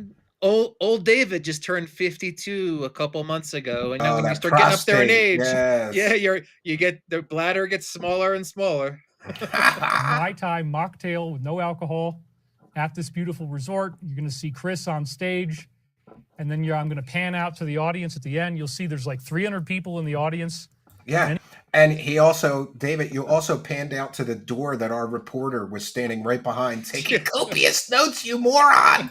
Many of them in military uniforms, Navy uniforms, Air Force jumpsuits, although those guys were kind of in the back. It was epic. It was fantastic, and I'm real excited. It didn't seem it was epic and fantastic, and they didn't take advantage of it at all. And it didn't seem like that big of an event. I don't think there was hundreds of people there, maybe 100. I looked in the room. I know there was over 100 people. I don't know if there was 300 people, but there was definitely over 100 Some people really love tram. Okay, here he goes. It's always gay and he loves it, says Macario. He seemed to like the video that was made, and how gay is that? Wow. Some people really love Trama. Some people really love it if I put this alien mask on and then I act gay with the mask, because, we now find out the guys are perverts. And so, well, yeah, all the anal probing, John, that whole thing. I've even got a funny kind of a 47 hat that we could do, which is the Make Earth Cosmic Again. And this is actually earmarked for his head. So Galen can wear this hat very easily. It says Make Earth Cosmic Again. Oh, Jesus. Somebody sent me that. I said, oh man, I got to use that too. I got all kinds of props here. I've got the... And look how bald he is on the top of his head, John. I just want to say for the record, in real life, he doesn't look that bald. I think the reason that we see he's so bald is because he's got all these high-def cameras, black magic cameras. Yeah, they're like $2,000 a pop. And they allow us to see all the little imperfections on them. Yeah. Look at that. There is no hair on the top of his head. It's just escaping. Look at that. The bald spot. I've got the tardigrade, which is Trama's little pet, and it actually, unfortunately, has a very phallic connotation, which I didn't realize. No, hold on. I just want to say, he looks at that thing, and the first thing he thinks about is a penis. Yeah. Like, seriously? Pretty good signs that he's definitely homo. Yeah. Playing around with and by the way, not that there's anything wrong with that, but no, not that there's there's anything video wrong. about me, and I'm like, I'm playing with this tardigrade, and then they thought it was phallic. I'm like, okay. All right, yeah, that's probably true. What the hell? I forgot. Anyway, I have new gay videos. If I ever really get crazy, we're gonna have the. We have new gay videos of him that I forgot about, John, from H-Bomb, another new contributor. Tardigrade is my pet. Before I forget, what about the box of dildos? When are we gonna get the reveal? Well, I was going to do it in the end of May on my birthday, but because he's now kicked the can on his grift, I think I'm going to wait until January 1st, 2026. And then we'll get the big reveal at the same time that everybody by then will know that he's been robbing people of $333, saying Ascension's coming in 2025. And let's be clear, David Wilcock's current scam is that he's got direct access to an angel who's telling him Ascension is coming in 2025, but he's ran the Ascension is coming scam twice before, in the lead up to the year 2000 and in the lead up to the year 2012. And both times Ascension didn't come. And to the best of my knowledge, John, he didn't give everybody their money back both times previous that the Ascension didn't come. So I'm pretty sure he's going to keep everybody's money from this latest time he ran this Ascension is coming scam. Well, most of that money's gone, so there's nothing to give back. Yeah. And Trama's that's her kitty, So she's also got an embroidered David Wilcock. Imagine the skill that Trama has to learn to be able to develop this type of A-level SEAL team material. It is true, you guys. I've got all kinds of things here to enjoy. Got Yeah, he's got a lot of dildos too. Well, he apparently a bunch of his fans are sending him a bunch of stuff, and it's all piled up on his kitchen table. Nice. Apparently. Akira says it would be awesome. This idiot had to know he would never make it onto Rogan. So here's Macario clipped a 2-time Rogan shit all over David Wilcock. In the first part of this clip, Rogan is saying like, oh yeah, if I got to go on Rogan, that would be great. And in the second part of the clip, we get to see what Rogan thinks of David Wilcock. Akira says it would be awesome if David went on Joe Rogan's podcast. Surprisingly, I never thought about the awesome combo. Yeah, I think we could really be funny together on the air and get some good information out. I'd be happy to do it. That would definitely be another thing worth flying for. Never going to happen, David. You're never getting on Rogan. I'm so busy, honestly. Ever. Like traveling anywhere is really, really difficult right now. And if it wasn't, well, apparently it wasn't that level, difficult last week. Yeah, it wasn't that difficult last week. Yeah, I'm just totally overwhelmed. You know the guy in the beginning of your video that says that you're a genius, David Wilcock. No Rogan for you, bitch. Edgar Casey reincarnated. Shows you pictures of I have Edgar no Casey, idea. That's news to me. Edgar Casey's friends and how his friends look like Edgar Casey's friends. And Really? You ever watched any of that guy's lectures? No, I haven't. Yeah. I mean, some of the team interviewed him, but I don't know. want to do a little editing. Might want to do a little editing with that one.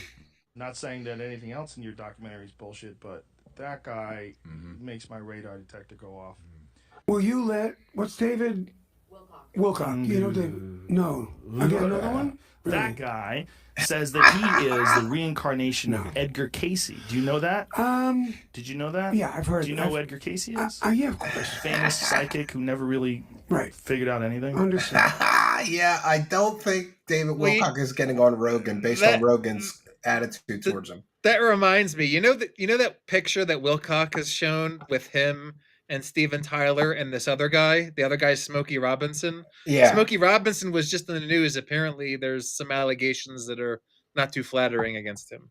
Well, I always said that Mr. Wilcock claims to be all love and light and alliance and all that stuff. Yeah, but he's so proud. He's in a picture. He's so proud of being friends with Steven Tyler. Steven Tyler adopted a 16-year-old girl so he could fuck her. You know, like, it's just gross. It's really just gross. He's love and light, but he's in a picture with two famous people that have been accused of sex crimes, essentially. Yeah.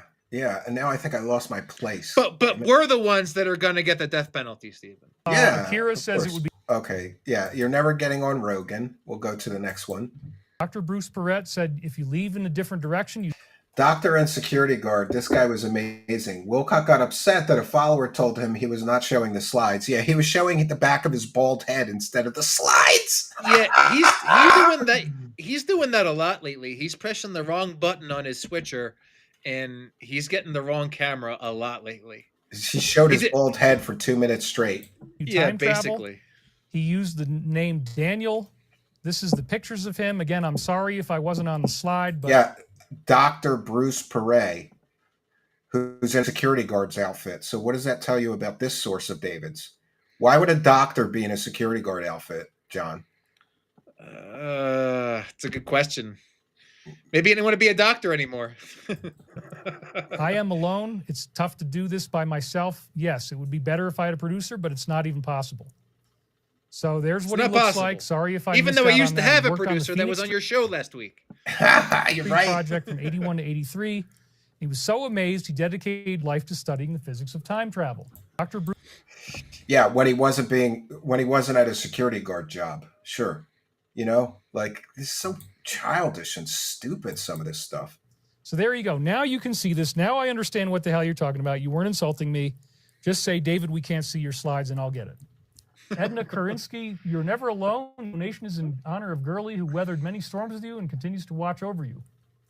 Great. Thank you very much. He's Bruce pissed. came to L&L. He doesn't like that at all. Somebody mentioned his dog that he let die a slow, painful death, allegedly. All the coverage that you've done of his dog and like that whole incident last year, every time someone mentions Gurley, he gets upset. He's going to get pissed. He's gonna get and I just want to say, yeah. I don't know if Macario captured it, but there were several times where Wilcock is complaining to his audience about their behavior. Like they're being nasty to him. They're writing nasty stuff.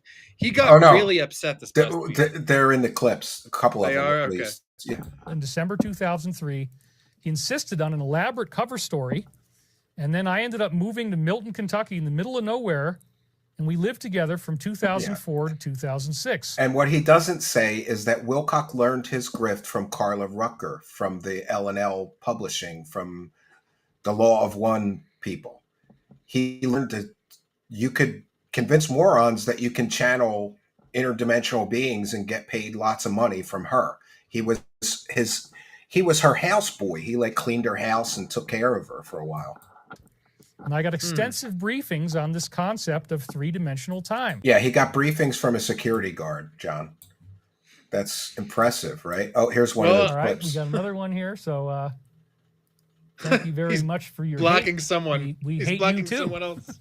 Yeah, some spiritual guru. We hate you too. All right, we got another one here. So thank you very much for your Suffer, hate. Wilcock. We hate you too. You know, he's just kidding. blocking a bunch of people in this stream. Isn't he paying $2,000 for other people? He to be claims blocking? that he's got an 8-person team. Why does he have to block anybody? Yeah. Hey, listen, I've observed like the chat behavior on his streams, and I know because like you're in the cabin because you're not watching his live stream, but I generally do. What I've noticed, Stephen, is that they delete like chat comments, and they're not hateful chat comments. I think whoever he's paying is just deleting random comments to justify their job. They're not actually deleting specifically the hateful comments. Yeah, it could be. It could be. It's probably 8 people that live in India and are working for $1 an hour. So, you know? Well, one of them used to be Mike Wiskoski. Well, I don't believe that he's paying people until I see receipts, because why does he have to delete hateful comments if he's got 8 people in there already deleting hateful comments? And this just proves that he lives in an echo chamber. Nothing he's talking about can withstand questions or debate. He has to create an echo chamber for himself. I think it's also proof that he's terrible with money. He just wastes money. He could save $2,000 a month. Just ignore the comments. And just go click himself like he's doing. Yeah. I'm just kidding. You can hate me, but I won't hate you. That's kind of how it works. All right. Oh, okay. You can hate me, but I won't hate you. Yeah, except he does. You can clearly tell he's seething. No, remember he said that if people disagreed with him, they'd be going to prison, or they'd spend 10,000 years in hell or something. Real spiritual. I interviewed him hundreds of times about Montauk and all these different experiences that he had there. We spoke every day. We watched our television shows together, and it was really, really great to live with him. I got so many briefings. One of the things we did is we watched Stargate SG-1. So here he is admitting that he steals material from science fiction shows, John. Said was and SG-1 is one of those shows that I think a lot of people steal material from. I haven't seen it. It's on my list of shows to watch, but it's probably going to be some time before. Yeah, I watched it a little bit, but I was always kind of like, I would rather watch Star Trek, but there's nothing new Star Trek, so I was watching that for a while. Closure. Because in the show, there's people taking real portal trips through space and time. Real portal trips. On a television show. There's people taking real portal trips through space and time. It's a fictional television show, you fucking moron, David Wilcock. And he said, yes, there is this ancient Stargate network. There is a place on Earth, and you can dial up our home address or another address. Yeah, and he's citing a guy that he says is a doctor that's wearing a security guard uniform as his source for all of this. This is what he actually told me, that there is a Stargate address for Earth, 753. Sorry, let's try that again. We should memorize that number, John, so if we're ever on a distant planet with a Stargate, we'll be able to dial our way home, you know? 753 84 70 24 606. I think that's the IP address to his favorite gay porn site. That's what I think. So he said that there's too many octets for it to be an IP address. You're right. Like you see on Stargate SG-1, they do have a gate dialing system. With this Stargate network, apparently every planet has one native Stargate. You dial in this gate address, and it can take you to whatever place you want to go.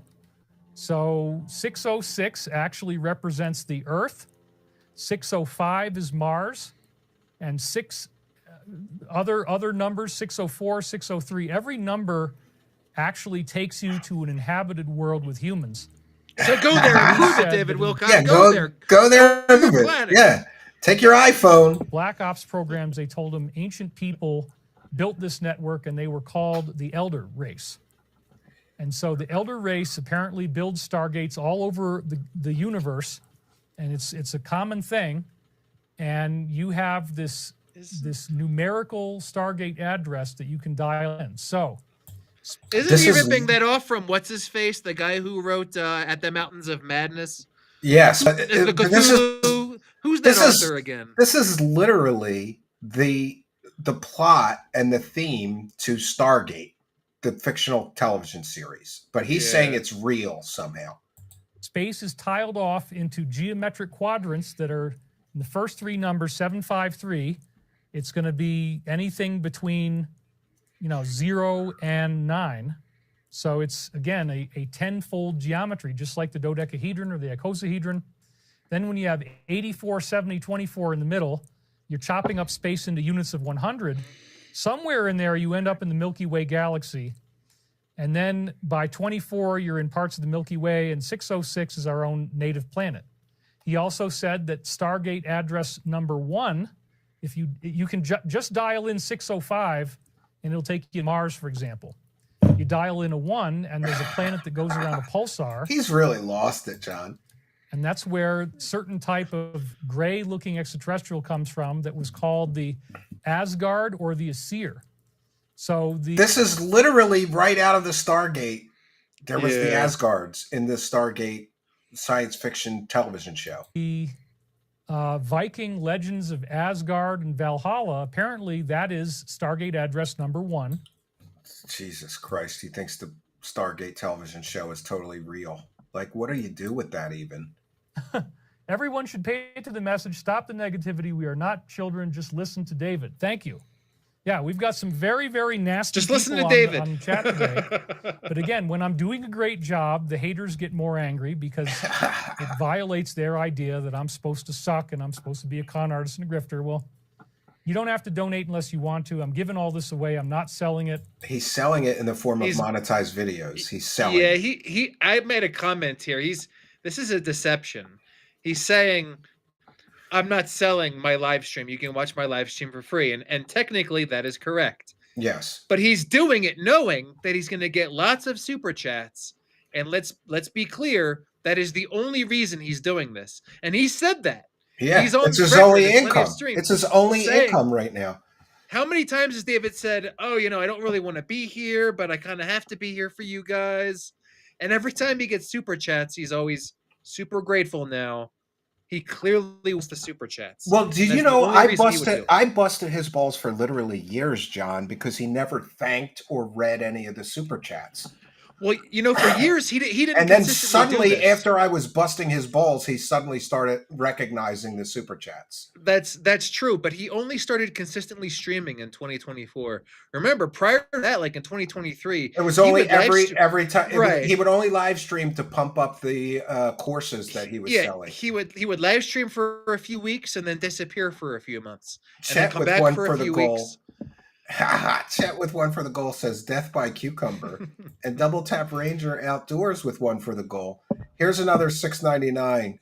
Come at me, bro. Bring your crystal chicks. Yeah, that's one of those things. And Buffalo Sponks is here. They're going to rename Gitmo to Party Central when we're all together. I can't wait. Thank you, Buffalo Sponks. And Troll with 5. I regret to have but one life to give to the Stevens of Canada. Yeah, you're all going to prison. We're all going to get life in prison. Hopefully they'll send us all to the same one. 0, if Dave's sending squads after us, they can find me at his ex-wife's house. Oh, shit, 0. Shots fired. Holy shit. And Mark Hammond with one for the goal. 147.56, that's me. Oh, he's the one who pissed off Wilcock in the live chat. Thank you, Mark Hammond. Accept your True Seekers Award, right? And Wacky Shuck, who's a Praise to Cash member, gifted 5 True Seekers memberships. That's why you got to subscribe. Sam got a free membership. Mr. Me, a free membership. Krusty Cooter, Gokin79, and Outer Space Pinzer Lou all got free memberships thanks to the kindness, generosity, and support of Wacky Shucks. Big ups. Thank you, Wacky Shuck. And Moth loves attracting with one for the goal. I see a lot of DSP behavior in David Wilcock. Yeah, they're very similar. They're just begging their audience for money. Phil begs more than Wilcock. Wilcock doesn't actually beg. They just give it to him, right? It's one of those things. Let's finish up this clip. We're just about through it. I could easily make enough money to not have any money problems if I just sold this as a course. No, Said, "I'm hold delivering on. it to you." Hold on, pause This the is video. all shit from his previous courses that he already sold. What he is saying, he disproves himself because in the same live stream, he complains to his audience that no one is buying his products at thedisclosure.com anymore. He complains that nobody's buying it. And yet here he is saying, oh, if I just sold courses, I could easily make a lot of money. Well, David Well, Wilcock, apparently you not, admit yeah. that you're not. Yeah, you're not making anything. So suffer, Wilcock. I think his courses, that market's dried up. And I think everyone who's going to buy it has already bought it. This is very bizarre. Here he is. This one was 39 grams. Again, very beautiful red color. There it is with my wallet next to it for reference. You got to put He's running around his woodsy mansion collecting mushrooms, I them in guess. bags. Hey, to be totally fair, I think collecting mushrooms is cool. I went through a period where I was an amateur mycologist myself, and he did get a nice bounty of Amanita muscaria mushrooms. So I'm impressed. Well, I would like to, at the cabin, eventually have a little part of my property be a mushroom farm because I love mushrooms. Like, I eat them all the time. I'd like to grow them. And you just buy the spores and you put them on like a rotten log and they grow. We're going to have a chicken of the woods. I forget what mushroom that's actually called, but it's commonly called chicken of the woods. The best mushrooms. Why does Beth look so unhappy in this picture? She looks unhappy. Does she look unhappy to you? Yeah, she looks pissed off. Yeah. This was my ex-wife, Elizabeth. As we were doing the classic recipe, we never had the courage to really try this. David Wilcock is crazy enough. He doesn't need to be doing magic mushrooms. I should mention Amanita muscaria. That's not really an edible mushroom. That's one of those mushrooms that's slightly toxic. So you have to be careful. And these assholes are chopping them up to cook them. Look at that. That's not something that you put in your salad. And I guess that's what they're doing here. I don't know. Yeah, that's bizarre. That's very bizarre. We had a little race. I wanted to win the race, so I started running really fast down the stairs. Then at the end, I jumped, and I was able to be the first one to open the door. We laughed about that. Well, the jump is very prophetic. Once we get rid of disclosure, it is I jumped in the dream, therefore it's prophetic, John. likely my work will be more prominent, far more prominent. Oh, yeah. So I'm kind of like the first one to open. When the ascension comes... I just want to go on the record. I think Cliff High has already said this, but these tapes that he's holding up with these Michael Archangel tapes that he's doing this new stuff on, I think that it's bogus that those tapes are empty. He's coming up with these Archangel Michael dream interpretations on the fly, and I'm telling you, Stephen, next week he's going to have Archangel Michael dream interpretations that he's going to interpret that should have been a warning against me showing up at their conference last week. Yeah, but he didn't catch Guaranteed. it. Yeah, guaranteed. Yeah, but he didn't catch it. I'm talking about this before it's popular. Nobody really knows what to do with me. Nobody really wants me on their show. Nobody wants me on their show. You spent 8 years selling people fake secret space stories, you fucking moron. That's why nobody wants you on their show, because Corey Good lied about all that shit. That's okay, you know. Everybody's going to come back and watch this stuff if all this comes true, and I absolutely believe it will. No, it ain't coming true. Thank you for being here now. You guys are my SEALs. And we're the only ones that watch. I then met a guy who had a dinner. Probably half his views are probably hate watchers. Tablecloth. Probably. It was a very large tablecloth that had many stains and spills on it. I may have created those stains, but we were both trying to get rid of them and fold it all up. It wasn't that big of a deal. So this is prophetic of the mistakes that I made in various past lives. Apparently, I was Edgar Casey before. We've talked about that. That's like the soiled garments is a biblical metaphor. You have, you know, or your robe, right? You have stains on your robe. You have soiled garments. Yeah, because you jizzed on yourself, you loser. Representing karma that you had in past lives. And they said you got your compliance after years and years of Cain. I finally worked off my karma. Now I'm bringing in this big success. No, he hasn't worked off his karma. He's under several legal threats. He's essentially bankrupt. You know, he hasn't worked off his karma. His karma the fact is just that he's beginning. saying It's just beginning. The fact that he's saying I worked off my karma. Did you work off the karma for calling me a child predator? Did you work Well, off the karma for lying to everybody and saying that I got you swatted or called he animal hasn't. control or That telling people karma I is, stole money from you? Like, if Stephen. I he think truly believes in karma, he should know that there's going to be some karmic debt he has to pay lying about me I so think much. I think he hasn't even started paying that karma yet. Remember, It he takes a just started while. dealing. Yeah. He just started dealing with the Gaia lawsuit back in December, and that's karma that's been building since like 2018, at least. I was going to say So 2017, 2018. Yeah. yeah, Yeah. so The hover cars, the karma ascension, all builds that kind of slowly. stuff. Hover cars and Ascension. Yeah, he's going to bring us that since his karma's in such great shape. And here he is. And action. Here he is at the very same hotel that you were at, John. You know, I wish I'd caught him when he was filming this because I would have tried to photobomb it. I gotta say, you guys, David Wilcock is officially living the good life. It We are wasn't here that at good. The Westin. Yeah, thanks for giving me the free money, you morons. I'm at a luxury hotel paid for with your dollars. Lake Las Vegas Resort Hotel, and I officially have decided aerospace is better than UFOs. Wait. Let's make something clear. He says aerospace is better than UFOs because this hotel is nicer than the hotel he was at last year with Corey Good. Yeah, well, that was a shithole because Corey Good and him are broke, so. Wasn't that like a Days Inn or something? Mar-a-Lago, there's Yeah. palm trees everywhere. I think. And check out the view that I'm looking at. We've got this incredible lake. And I've got turtles that are constantly spitting water for some reason. You must have sat at the same place he did to take your pictures. That's funny. I sat almost exactly the same table, yeah. I was all over the courtyard. Got fire over there. I mean, dude, do you get it? Can you figure out how enjoyable this experience is for me? He's not going to think of it as an enjoyable experience when he sees your pictures and your videos, John. No. He's going to realize, oh shit, he was here the whole time. Yeah. I need more security. I need a bodyguard. I could have been killed. All the stuff Emery, going on help in me. my life and problems that we've had and legal actions that are escalating into court. Dude, he's chilling on vacation and he's still complaining about his legal issues. He's not going to make it, Steven. The Gaia legal issue alone is going to drive him off a cliff. I think you're right. You know what? I don't even care anymore.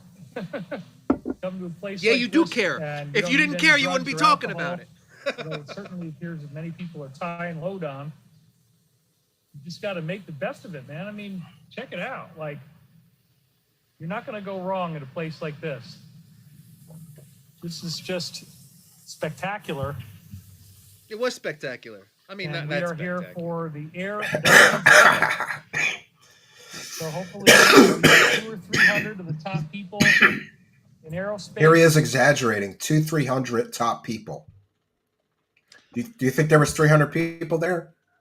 I don't know if there was 300, but I definitely know there was more than 100. Okay, but not talking numbers. Not 300. I don't know if I can justify seeing 300 people, but I didn't stand and count. So Wilcock exaggerates everything. Who are here it doesn't matter. There could have been 5,000 people there. They didn't take advantage. They didn't do any sell dealing. anything. Yeah, they didn't sell anything. Why weren't they trying to sell bombs to all those army guys or whatever? Or don't they have like a bunch of TNT? They should have asked if anybody wanted to buy TNT. Yeah. Got in somehow. We were able to get in. Somehow you paid a bunch of money. That's how you got in. You know, if we can't get a deal here, then we really, really suck. You're right. If you can't get a deal, you do really, really suck. He just said, if we can't get a deal here, we really, really suck. And then they got I agree with him. They got no He's deals. not wrong. So they do suck. That way. Well, friends, I'm already starting to upgrade a little bit. I've got a mocktail. It looks pretty freaking amazing. So we're going to get a first taste on this right here. Oh my God. This is the mocktail. It's guys. Pineapple juice and sugar, Apparently David Wilcock. Let's not lose my napkins here. You got the cherry, which my father and his dad used to fight over who got the cherry. What a weird. Eat the cherry, Wilcock. Familial rivalry there. It looks amazing. It's got an orange on it. Let's just give it a first taste. It's got an here and see what we orange. got. So exciting, positive content. Wow. It's really nice. It doesn't have a whole lot of sweetness. You taste the pineapple. You taste a little bit of notes of berry, maybe berry, I think.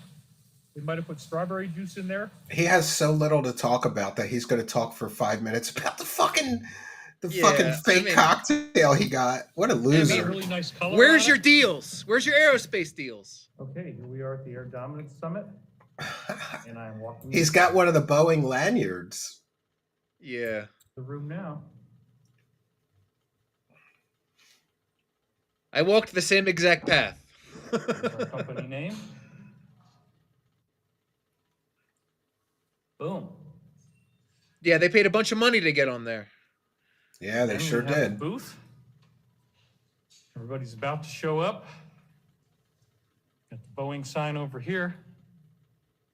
We got our stuff right over here.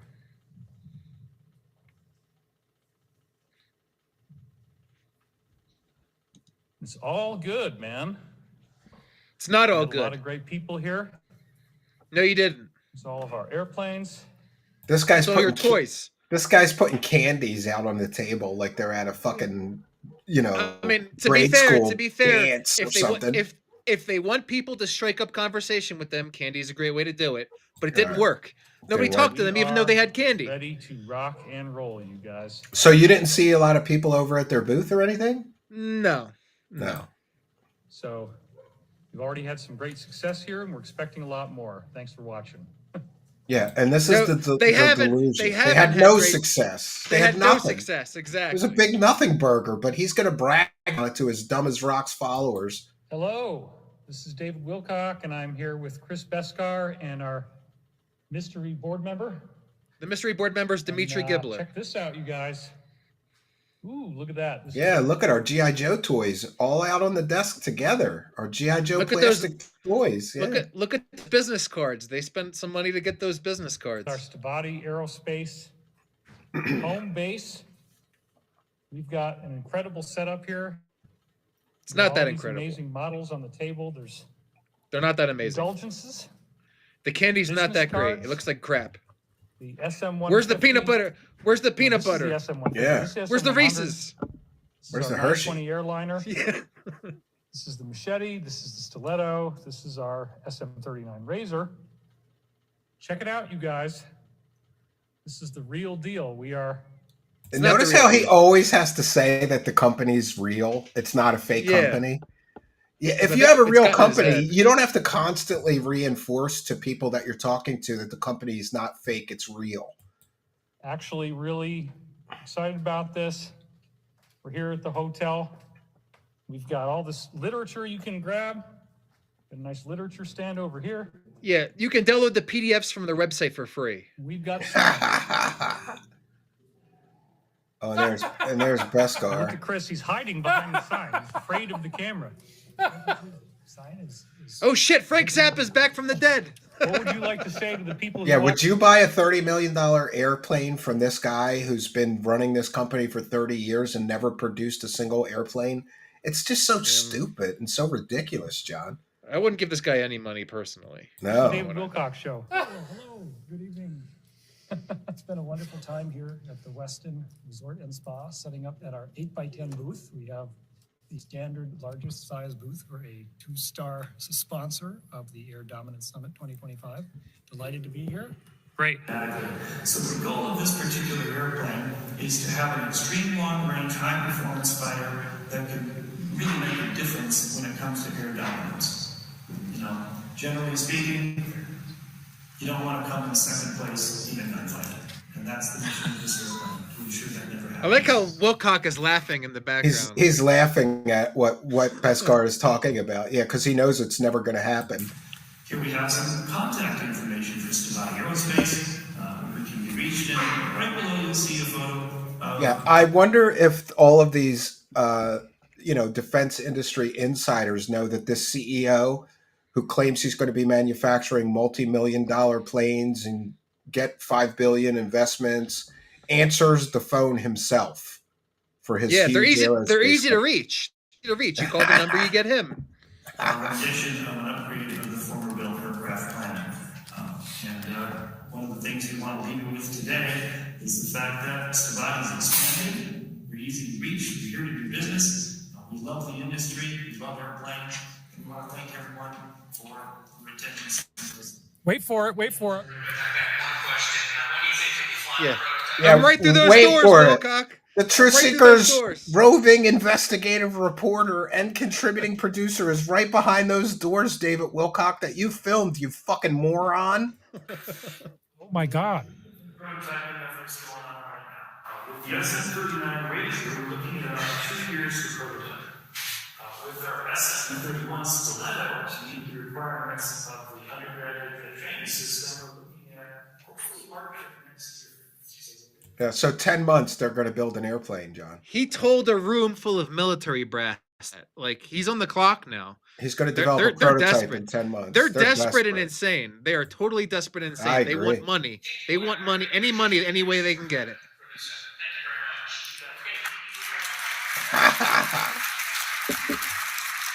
I see a lot of people not clapping. There's a lot of people in that room. I don't see 300 people in that room. Like count 1, 2, 3, 4, well, hold on, Steve. 5 around the table. There's 10 tables.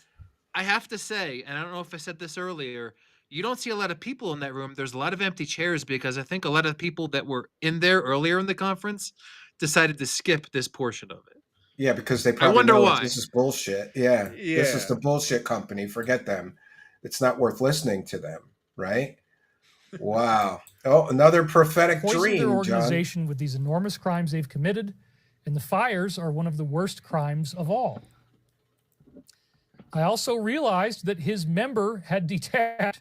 Here we go, more penis delusions. Here's another penis dream. Why does Wilcock dream about penises so much, John? Any speculation on why he dreams about penises so much? You're going to have to ask Sigmund Freud that question. That's how I say this is so funny. I now had it in my hand. You think he's thinking about penises right before he falls asleep, and that's why he dreams about them so much, right? I know, like, one time I was thinking about an old friend of mine, and then I had a dream about him. So I think that kind of makes sense. If you're thinking about something right before you fall asleep, you might dream about it. He must try to put my thinking about cocks. He's thinking about cocks, John, before he goes to bed. It's hard to put myself in David's shoes because he's got all this debt and all these legal problems, and now he's dreaming of penises. Yeah. I can't put myself in those shoes. I've never been there. I'm sorry. Yeah, I don't. I climbed to the top of the staircase. Actually, I think if I ever had a dream about a penis, and I don't recall that I ever did, that'd be a nightmare for me. I don't think that would be a dream. Every stream, he has to be at least one group of people. Started doing a shamanic Native American style chant, and I'll try to get it to sound right. Lots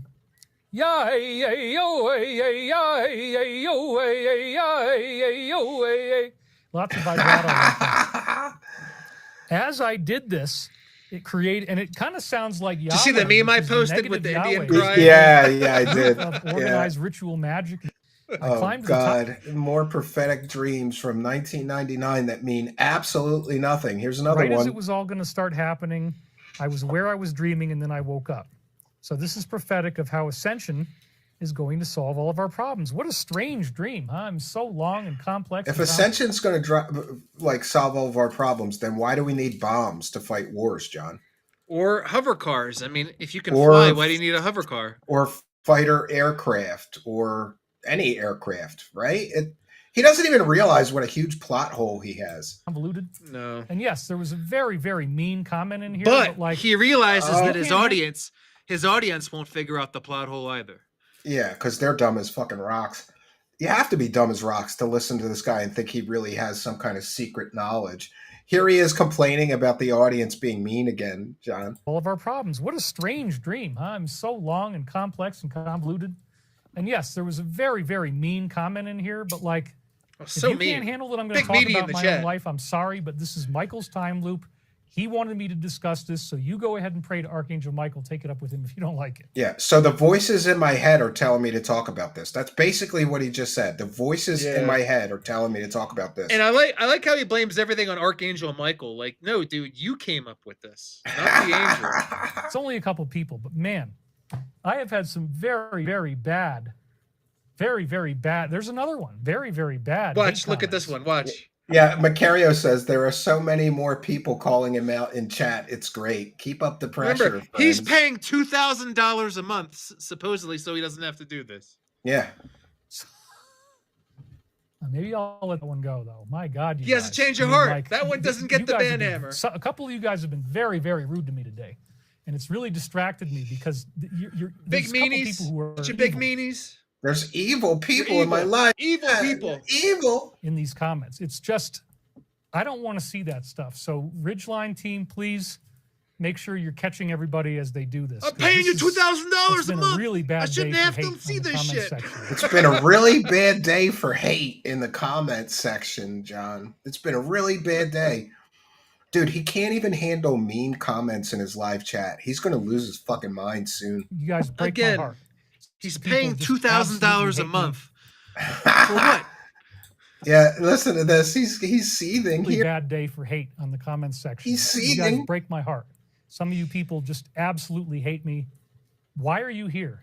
Please go bother somebody else is all I can say. Why are you here? We're here to hate you. That's hey, I just want to point out in the last month or two, his audience has declined drastically. He barely breaks 4,000 anymore. And did you know that there was just a huge bust of Chinese bot farms in China right before his numbers dropped? Yeah, I mean, I'll freely admit it's speculation, but there was a couple of, you can read the news stories. There's huge bot farms are getting busted in China, and none of suddenly his views dropped. And none of his live streams are getting over 100,000 views now. Like, it's been several months. No, his last live stream got 40,000.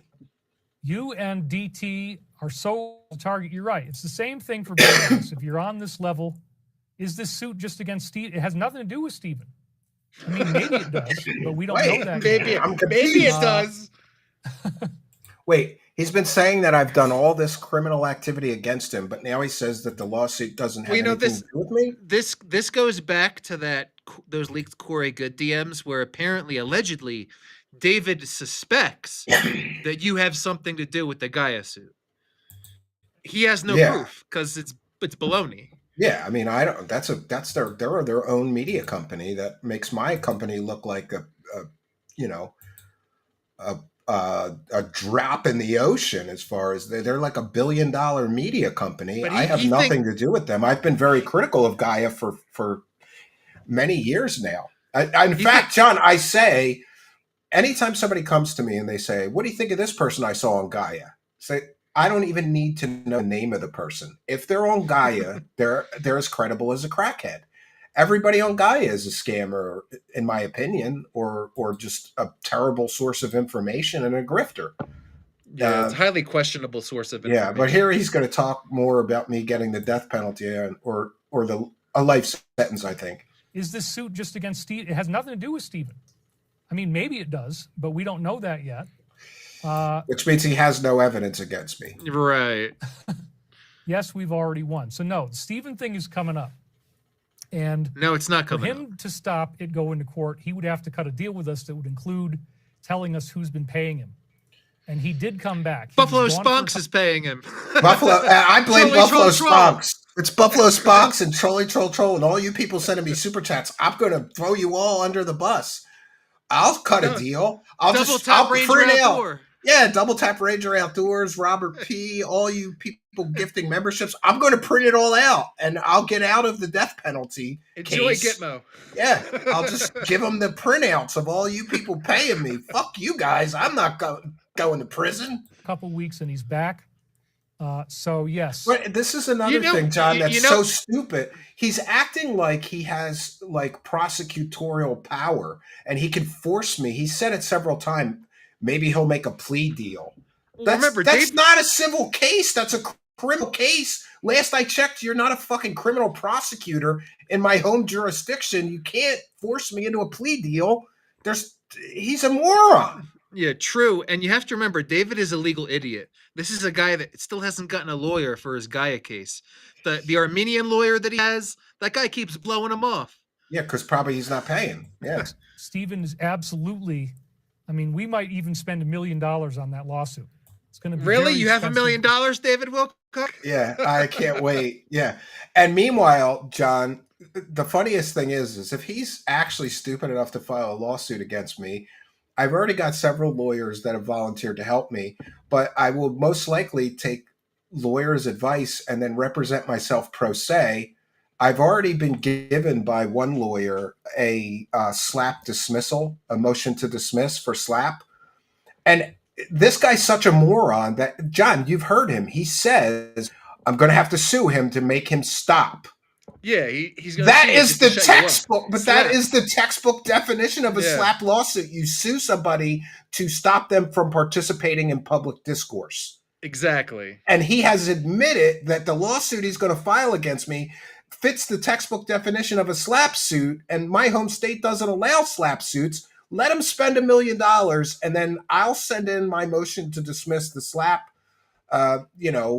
whatever, and get out of it. That would be funny. I also want to add, he said that you've stopped the last couple of weeks, but then you just started again. I just want to state specifically, the reason that David thinks that is because there is an account on X called One Critic Amongst Thousands. And every time David Wilcock makes a post on X, the previous couple weeks they weren't doing it, but this previous week, he went on Wilcock's posts and posted memes calling him a grifter. So it's this one account.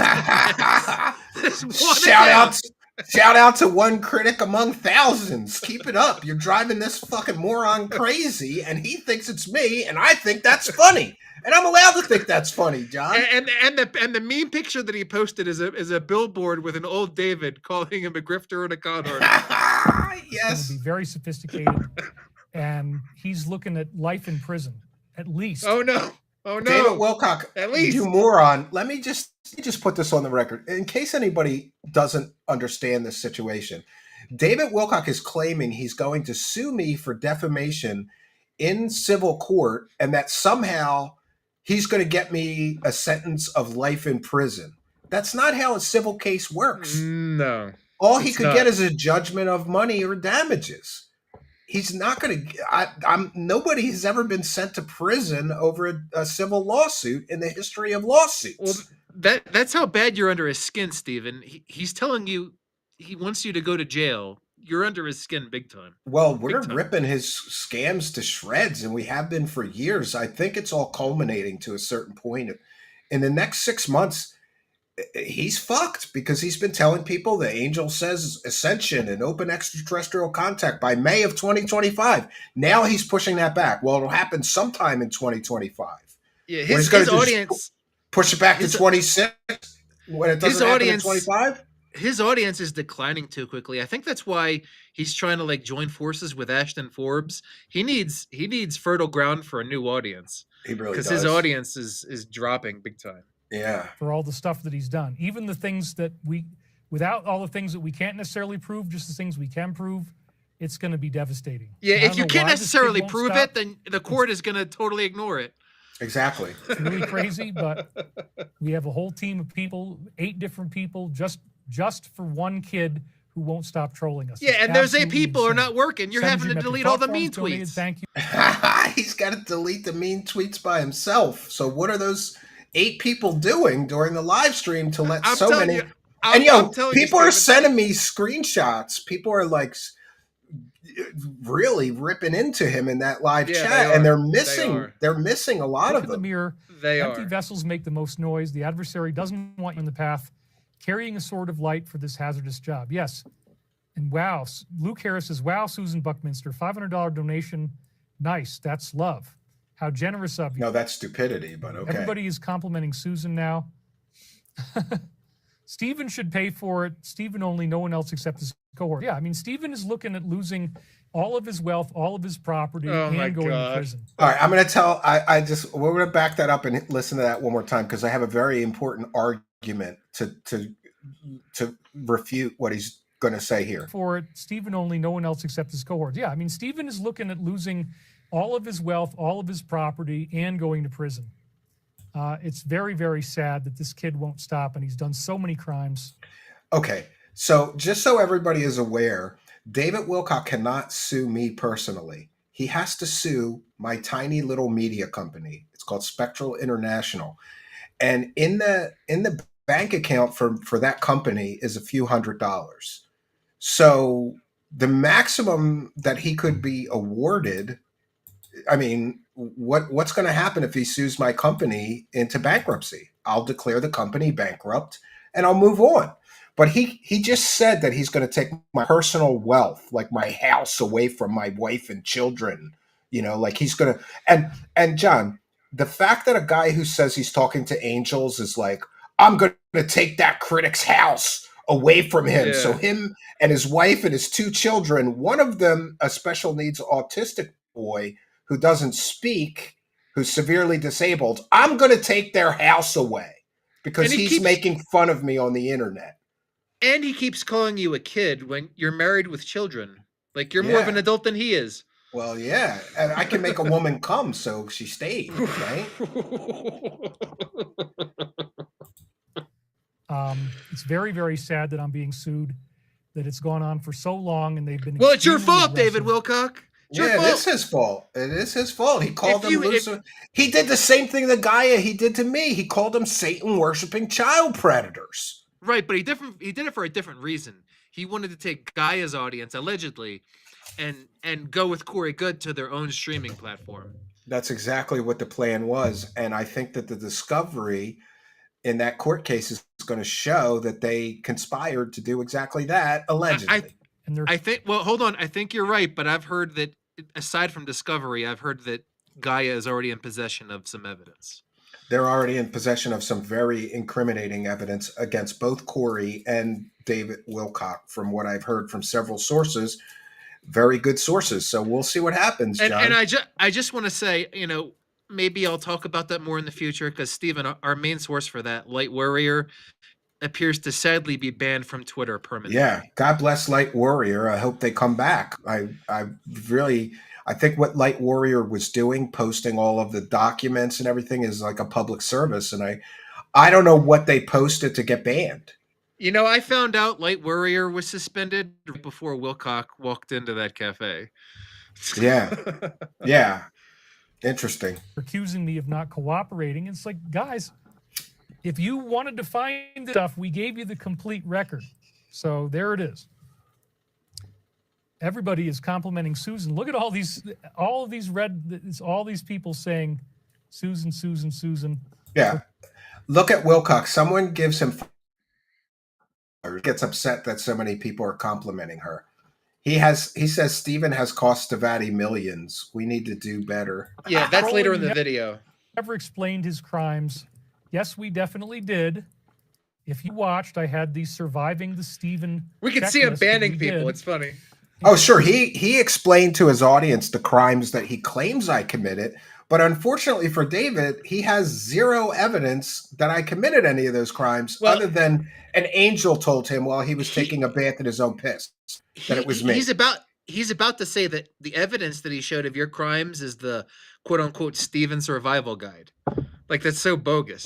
Yeah. And the surviving Stephen checklist includes him stealing my money off my credit card, $77. No. Which is most likely him. It includes most likely him. Yeah, where's the proof, David Wilcock? It's most likely him, so I'll just go in a public live stream to 500,000 people and call him a grand theft. Say he committed grand theft against me. And by the way, John, you know I'm in contact with the Colorado Sheriff's Department. I have a good contact over there. For all the crimes, terrorism, sending bombs and suspicious packages in the mail, stealing $7,700 from his bank account, trying to extort money from him or Stavatti, death threats, he has yet to file a single police report. Isn't that a little suspicious? It is, and this would be a good time to inform the audience, lest I forget.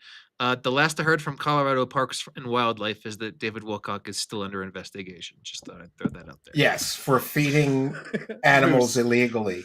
So, unlike what Wilcock is saying, we have the evidence that David Wilcock is right now being criminally investigated, and I am not.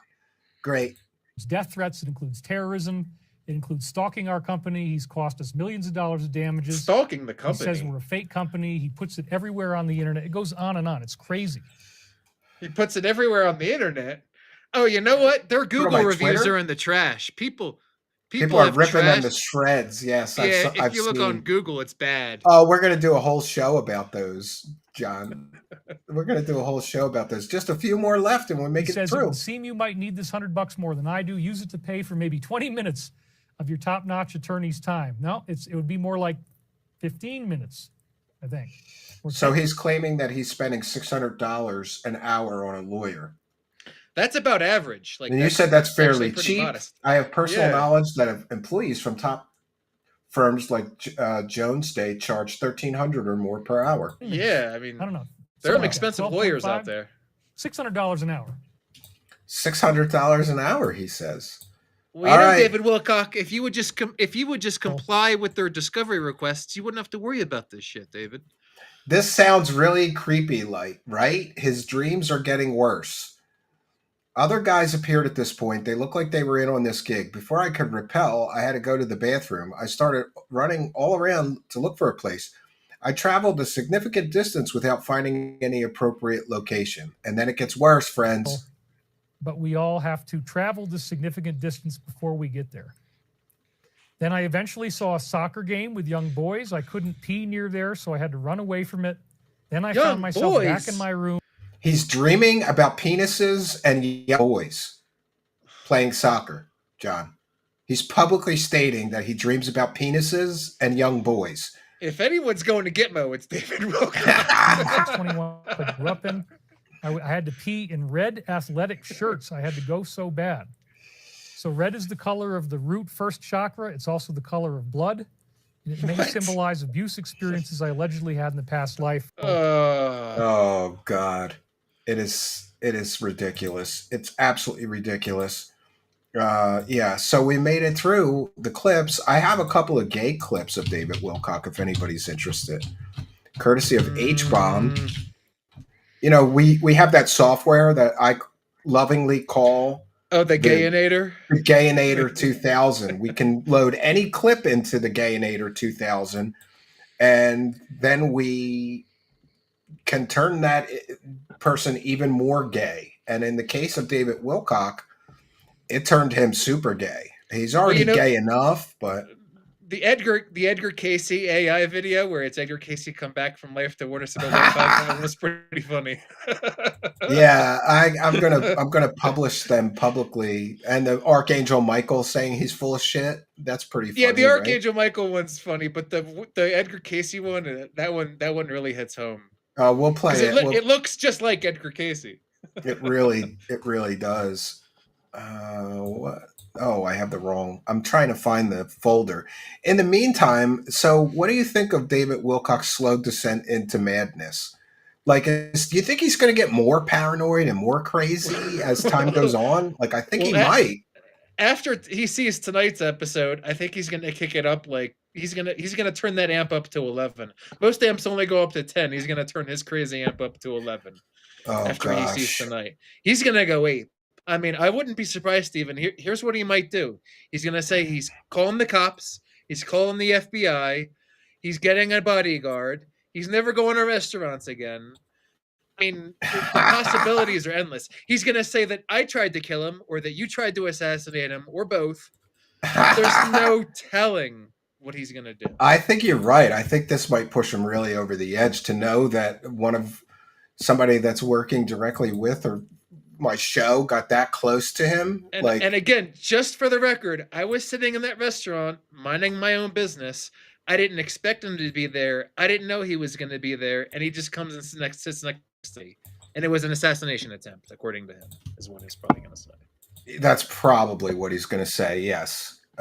Hopefully, we can hope that maybe David will have a level-headed approach to this, and he won't say those things, but based on David's recent past over the last year or so, I think it's gonna be a descent into madness. And I was just thinking earlier today, like, think about how far we've come here. Think about like 2 years ago. Think about May 2023. David Wilcock wasn't doing this kind of thing. He wasn't complaining about you at all. You weren't mentioned on his streams at all. He wasn't complaining about his haters. David No, you're Wilcock right. David Wilcock in the last year or so has really, really started crashing out. Well, we And heard it's gonna Jay get a lot- Widener. We heard Jay Widener say that Wilcock's entire policy for many years was to never mention the haters, never address them, never, Yeah, never. that's a standard policy for like public figures and Hollywood folks. I just want to mention ignore that your this haters. is these clips are a comedic parody and therefore covered under fair use. We've run David Wilcock through our Gayinator 2000 gay maker software to make him even gayer. Dad, just for you, to ease your homophobic iterations of paranoia that, wait a minute, I had a wife, Dad. I've only had girlfriends. What are you saying? Say you're Okay, gay. we'll spell it Well, then fairly gay. in a different way, just to assuage your paranoia.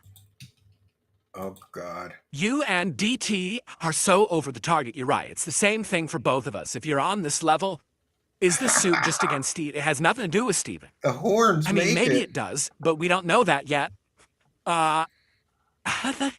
Yes, we've already won. So no, Steven thing is coming up.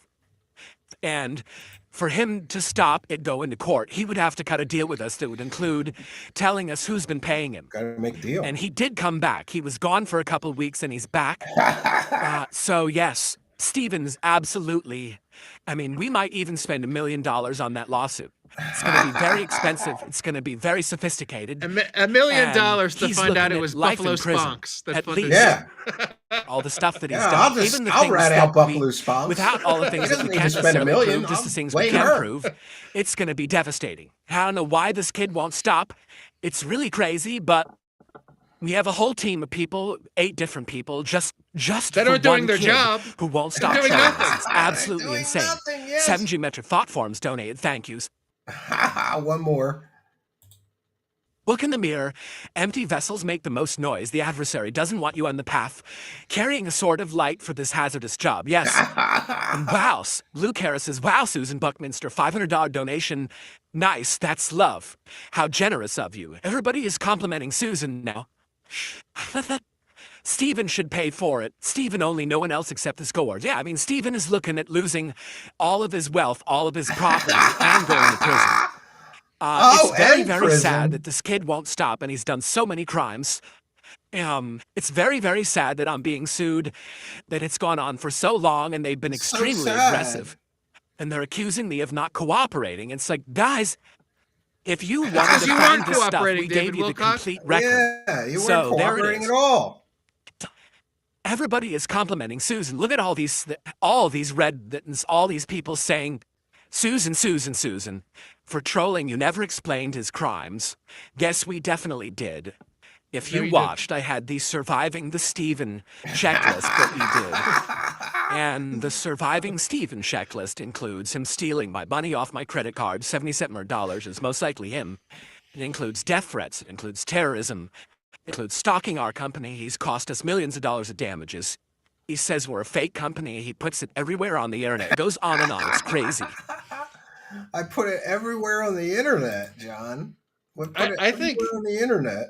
he's getting pissed off because a lot of people in the critic community are leaving bad comments. Like somebody was saying in the chat earlier, last night Stavatti put up a bunch of pictures on their X account from the event. Pictures they took at the event, and people are leaving bad comments. Like one of them was saying Wilcock is a grifter, and Oh, $1 from David Noble. We'll take it. That's one for the goal. Thank you for that. And we have Double Tap Ranger Outdoors, who's been the MVP of Super Chats tonight. Chat GPT said, hey, all these people in the super chats, they're all going to Gitmo. they're all going to prison with me. They're paying me. If this sequence is a celestial coordinate, then no, it does not point to Earth. It points out there into deep space. So Chat GPT just called bullshit on David Wilcock's Stargate bullshit, right? That's pretty funny. Even AI knows that David Wilcock is a lying sack of scumbag shit. somebody, David Wilcock. somebody just left a new comment on one of Stavatti's posts on X. It says, "Is this a toy model company? Has Stavatti Aerospace produced an aircraft that actually flies?" Oh, shit! Shots fired, John. I just clicked like on the comments. So. And Buffalo Spunk says guilty. Buffalo Spunks, Yeah. you're going to be the first person I give up. I'm going to be like, it's that bitch that knits. She's paying me to do all this, David Wilcock. Don't send me to prison. Buffalo Thank you, Spunks, Buffalo you funded Spunks. Steven. You're going to jail. And Storm Crow, big time show supporter, says LARP Angel Michael made me do it, Your Honor. Storm Crow, you're going to maximum security, Storm You're Crow. yeah. I'm giving up all you. I'm good. Thank you, Storm Crow. And RP, he's going to sue you and take your sunglasses. And then what are you going to do, Mr. Smarty Pants? I'll get new sunglasses. Even in prison, they would have to let me wear these glasses because I wear them for medical reasons. They would not be allowed to not let me wear the glasses. Catuagent 247, who's a continuing show supporter, got to get Wilcock on the Level 1 podcast with DSP. Yeah, Darkside Phil and him have a lot in common. You know, they're both liars. Phil just got caught lying about a Subway stupid story that it's like some of these guys are so pathological. They lie about stupid stuff that doesn't even matter. Kevin Alt says, assume the position. Don't give me the gallows, says Kevin Patty. Alt, you're going to jail. Patty Wilhelm, you're going to jail. Stavatti, the Mockmaster says Stavatti hasn't made a paper airplane. They're frauds. Yeah. It's interesting. I will be trying to pay attention to what happens next, John, about like if he I think you're right. I think he might lose his fucking mind over you reporting right next to him while he's eating his Cheerios, you know? Yeah, and like I said, I could have, the little devil on my right shoulder was saying, "Oh, you should go talk to Wilcock," and I'm like, "Yeah." Do you have any comment for my upcoming book about your scammy company? Yeah, be like, "Yeah, I'm the guy that's been like, I have over 20 hours of phone calls with Stavatti sources. I've been writing and researching about your company for over 2 years. Would you like to talk to me, David?" "Oh, you're stalking me. You're harassing me. You're trying to kill me." Yes, That's everybody in the live chat should enjoy themselves in the chat before the arrests. Yeah. That's the mass arrests that David's been talking about. My whole audience is going to get arrested, John, and we're all getting the death penalty. Those are the mass arrests that come right before Ascension happens. Yeah, all the super chatters are getting mass arrested in one day. It's going to happen. David back at the $20 mashed potatoes again. He couldn't pay for the mashed potatoes. The food at this hotel was really overpriced. The mashed potatoes were more than $20. Wow. Yeah. I don't know. I have that cabin, so we used to go to hotels, my wife and I and the kids, occasionally. Not even hotel, but it gets expensive fast, so we prefer to just go to the cabin and hang out there. I think their business plan is to get you to like spend money on other stuff in the hotel, like the food. Because I could say the Sure, prices I yeah. paid. The first night I paid $160 for the first night, and That's then I not paid bad. $170. Yeah, I paid $170 a night for the second 2 nights. So that's basically average for Vegas. But I looked at my food bill because I only ate inside the hotel, and I probably spent almost as much as food throughout the trip as I did on the actual. I can hotel. imagine.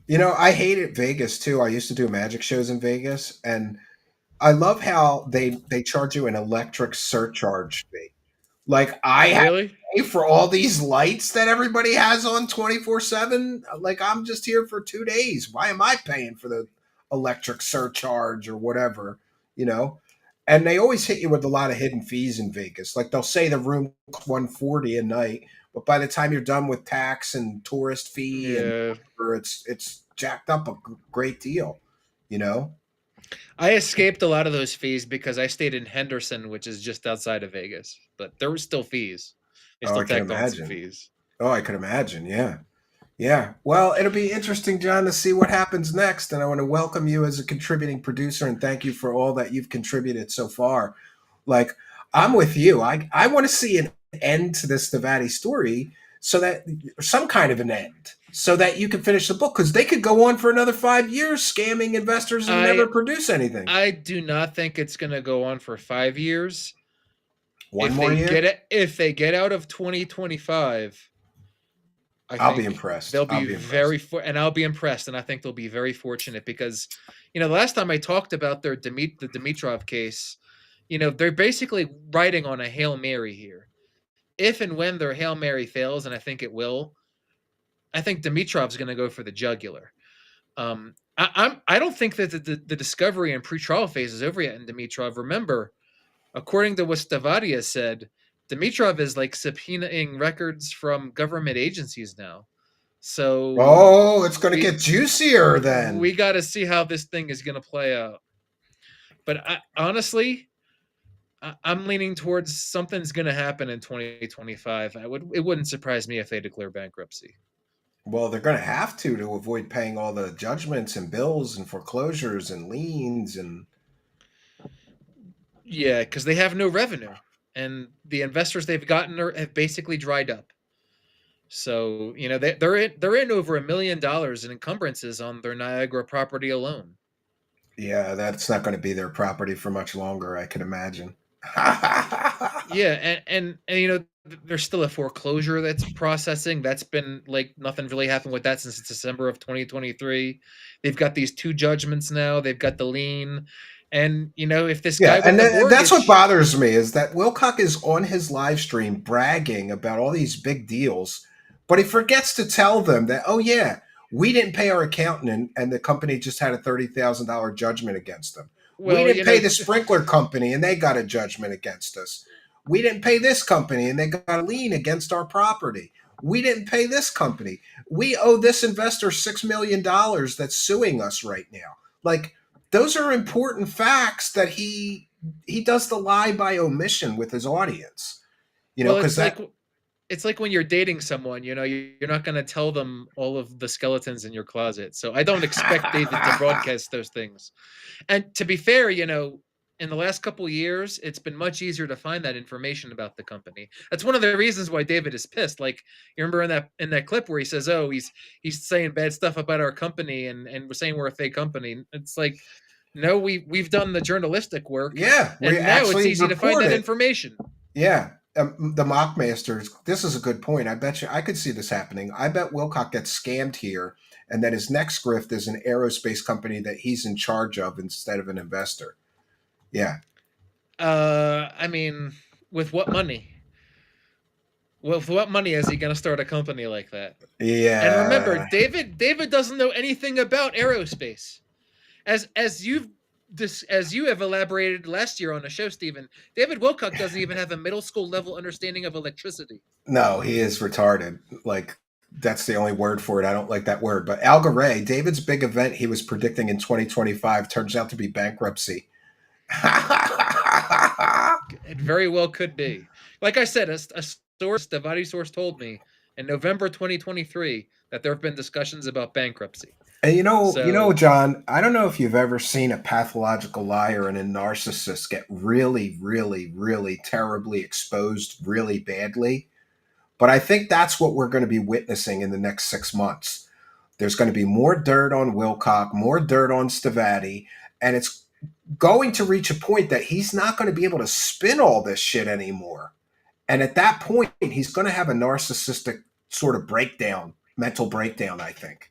Because this whole fake fantasy world that he's built up in his head and to his audience, it's all going to come crashing down. No ascension, no big deals for Stavatti, no open extraterrestrial contact, no job with the Trump administration. Even his Dumb as Rocks followers are starting to ask. I did see a couple of comments like, you said ascension May 2025. When? It's May.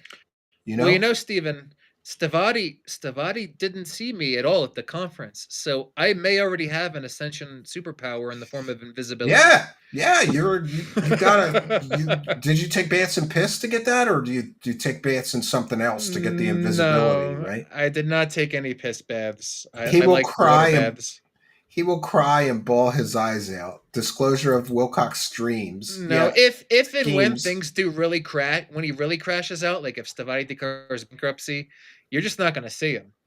He's going to pretend it didn't happen. He's going to do the Cosmic Con shuffle. When he got served that subpoena by Gaia on Friday the 13th last year, like a mere 6 months ago, he skipped out on the stream that week because he was too stressed.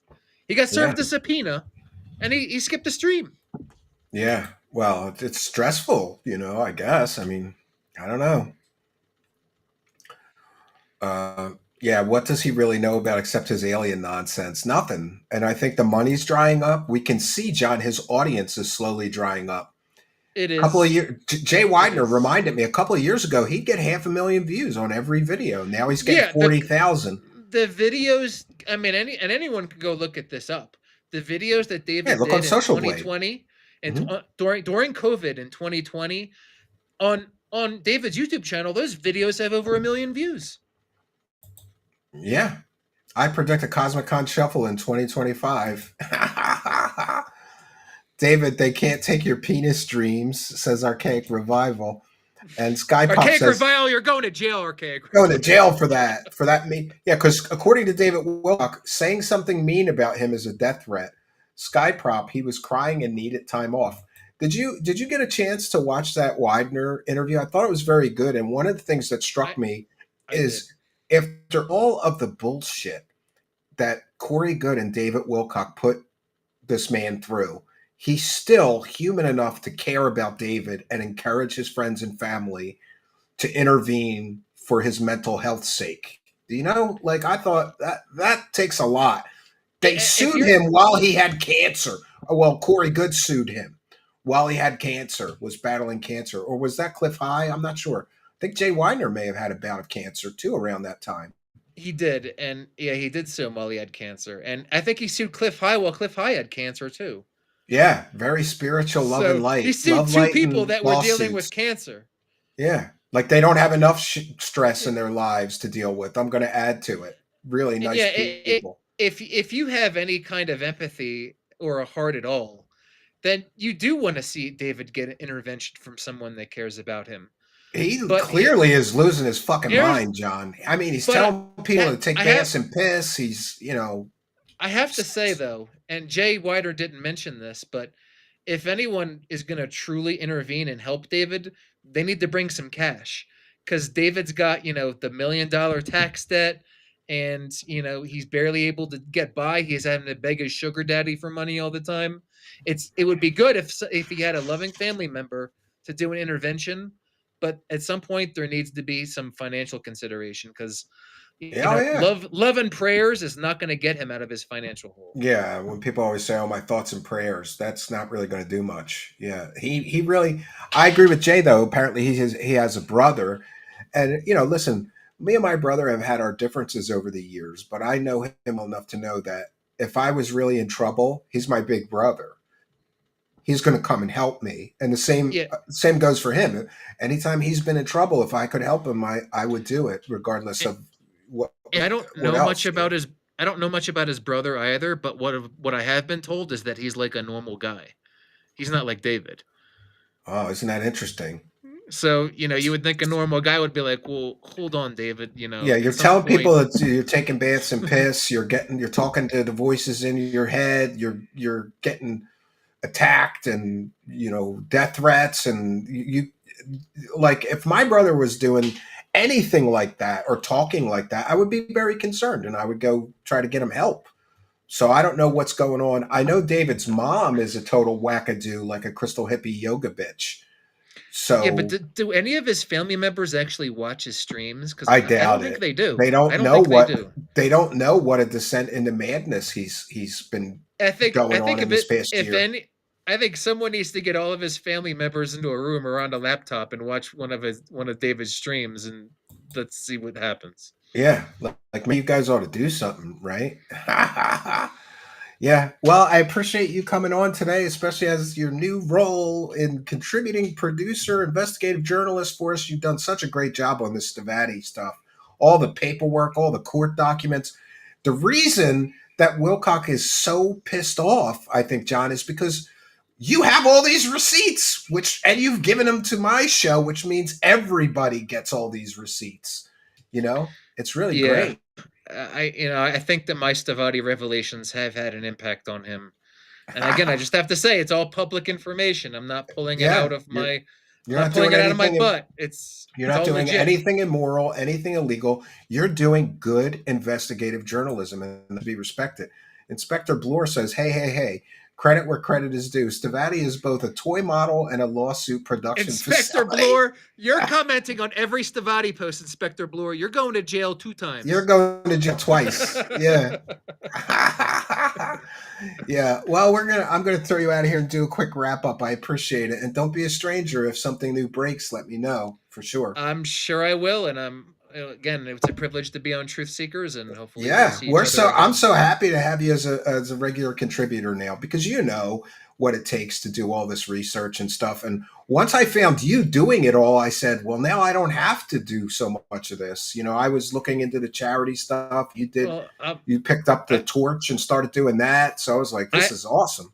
I'm afraid my shoulders are going to get a bit heavier now that Light Warrior is gone. But yeah, well, God bless Light Warrior. Hopefully, Light Warrior is back soon with a new account. He was a tremendous asset. Tremendous asset and tremendous resource. Absolutely, yeah. The Inspector Bloor says the Alliance is at my door right now. What do I do? Pray. No, just go to sleep like David did when the cops came to his house.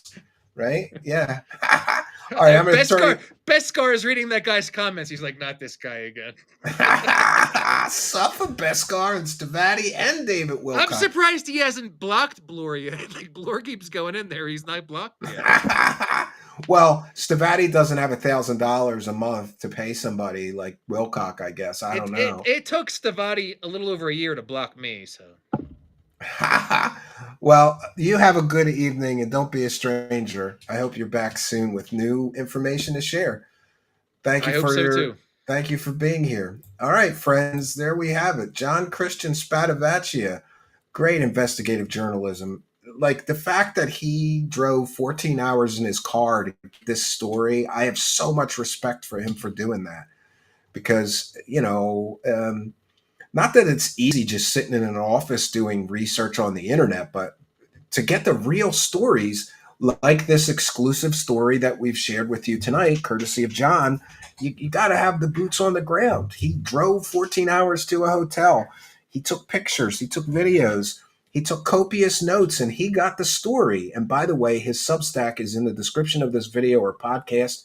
Make sure that you go over there and support his Substack, where he publishes all the stories that he's working on, which will eventually be leading up to a book about this shady aerospace company and what a scam it is, at least from all appearances. So, my friends, we've done our due diligence. I'm going to bounce on out of here, but don't worry, I will be back tomorrow night at 7 p.m. Eastern Standard Time, and there's no place that I would rather be. I have some other things to do tonight and attend to, but thank you all for joining us. We want to take a moment to thank you kind and generous benefactors. You people over at Kick, I forgot to check again, I'm sorry.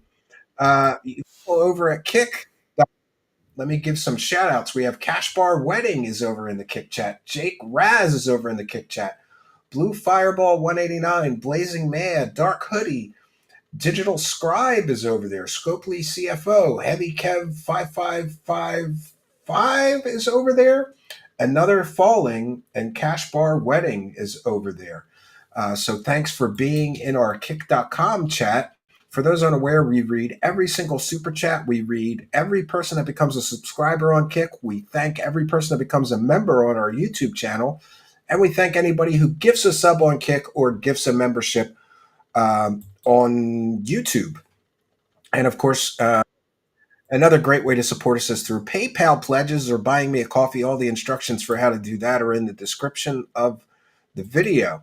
We'll take a moment to recognize a kind and generous person on Kick.com. Can't Sin, big support, has become a subscriber on Kick, breaking our streak of not getting any new subs on Kick for a while. Thank you for that. Can't Sin, big ups, shout out, and thank you to Can't Sin, who just subscribed on our Kick.com channel.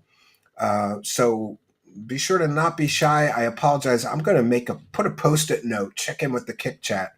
Just get so wrapped up in the show sometimes, and it's another thing to make sure that we do. But we want to take a moment to thank all of you people who are supporting us, whether it's a super chat, a PayPal pledge, subscribing on Kick, gifting subs on Kick, gifting memberships on YouTube, super chat, super sticker. Hey, super thanks. Even if you're watching a replay on Twitter, you can hit that thanks button and throw a couple bucks in our hat. I thank everybody that sends a super thanks personally. So we thank you all for your kindness, generosity, and support. A big support tonight, and we're hoping for a big support week. Got a great show for you tomorrow night, so don't be a stranger, 7 p.m. Eastern Standard Time. And if you're listening in the audio podcast, we love and appreciate you. But please do go on over to YouTube, put Truth Seekers, one word, in the search bar. Go to that channel where you see me, the strange guy with sunglasses, smash the subscribe button, hit the notification bell, and you'll know when we're doing one of these live interactive live broadcasts. We'd like to have you in the chat. You are most welcome. So that's all I got for you, friends. Until next time, my name is Stephen Cambion. Oh, and we want to thank our new contributing producer, investigative journalist, John Spadavecchia. Welcome to Team Truth Seekers. So that's all I got for you, friends. Until next time, my name is Stephen Cambion. Good night, and God bless all of you.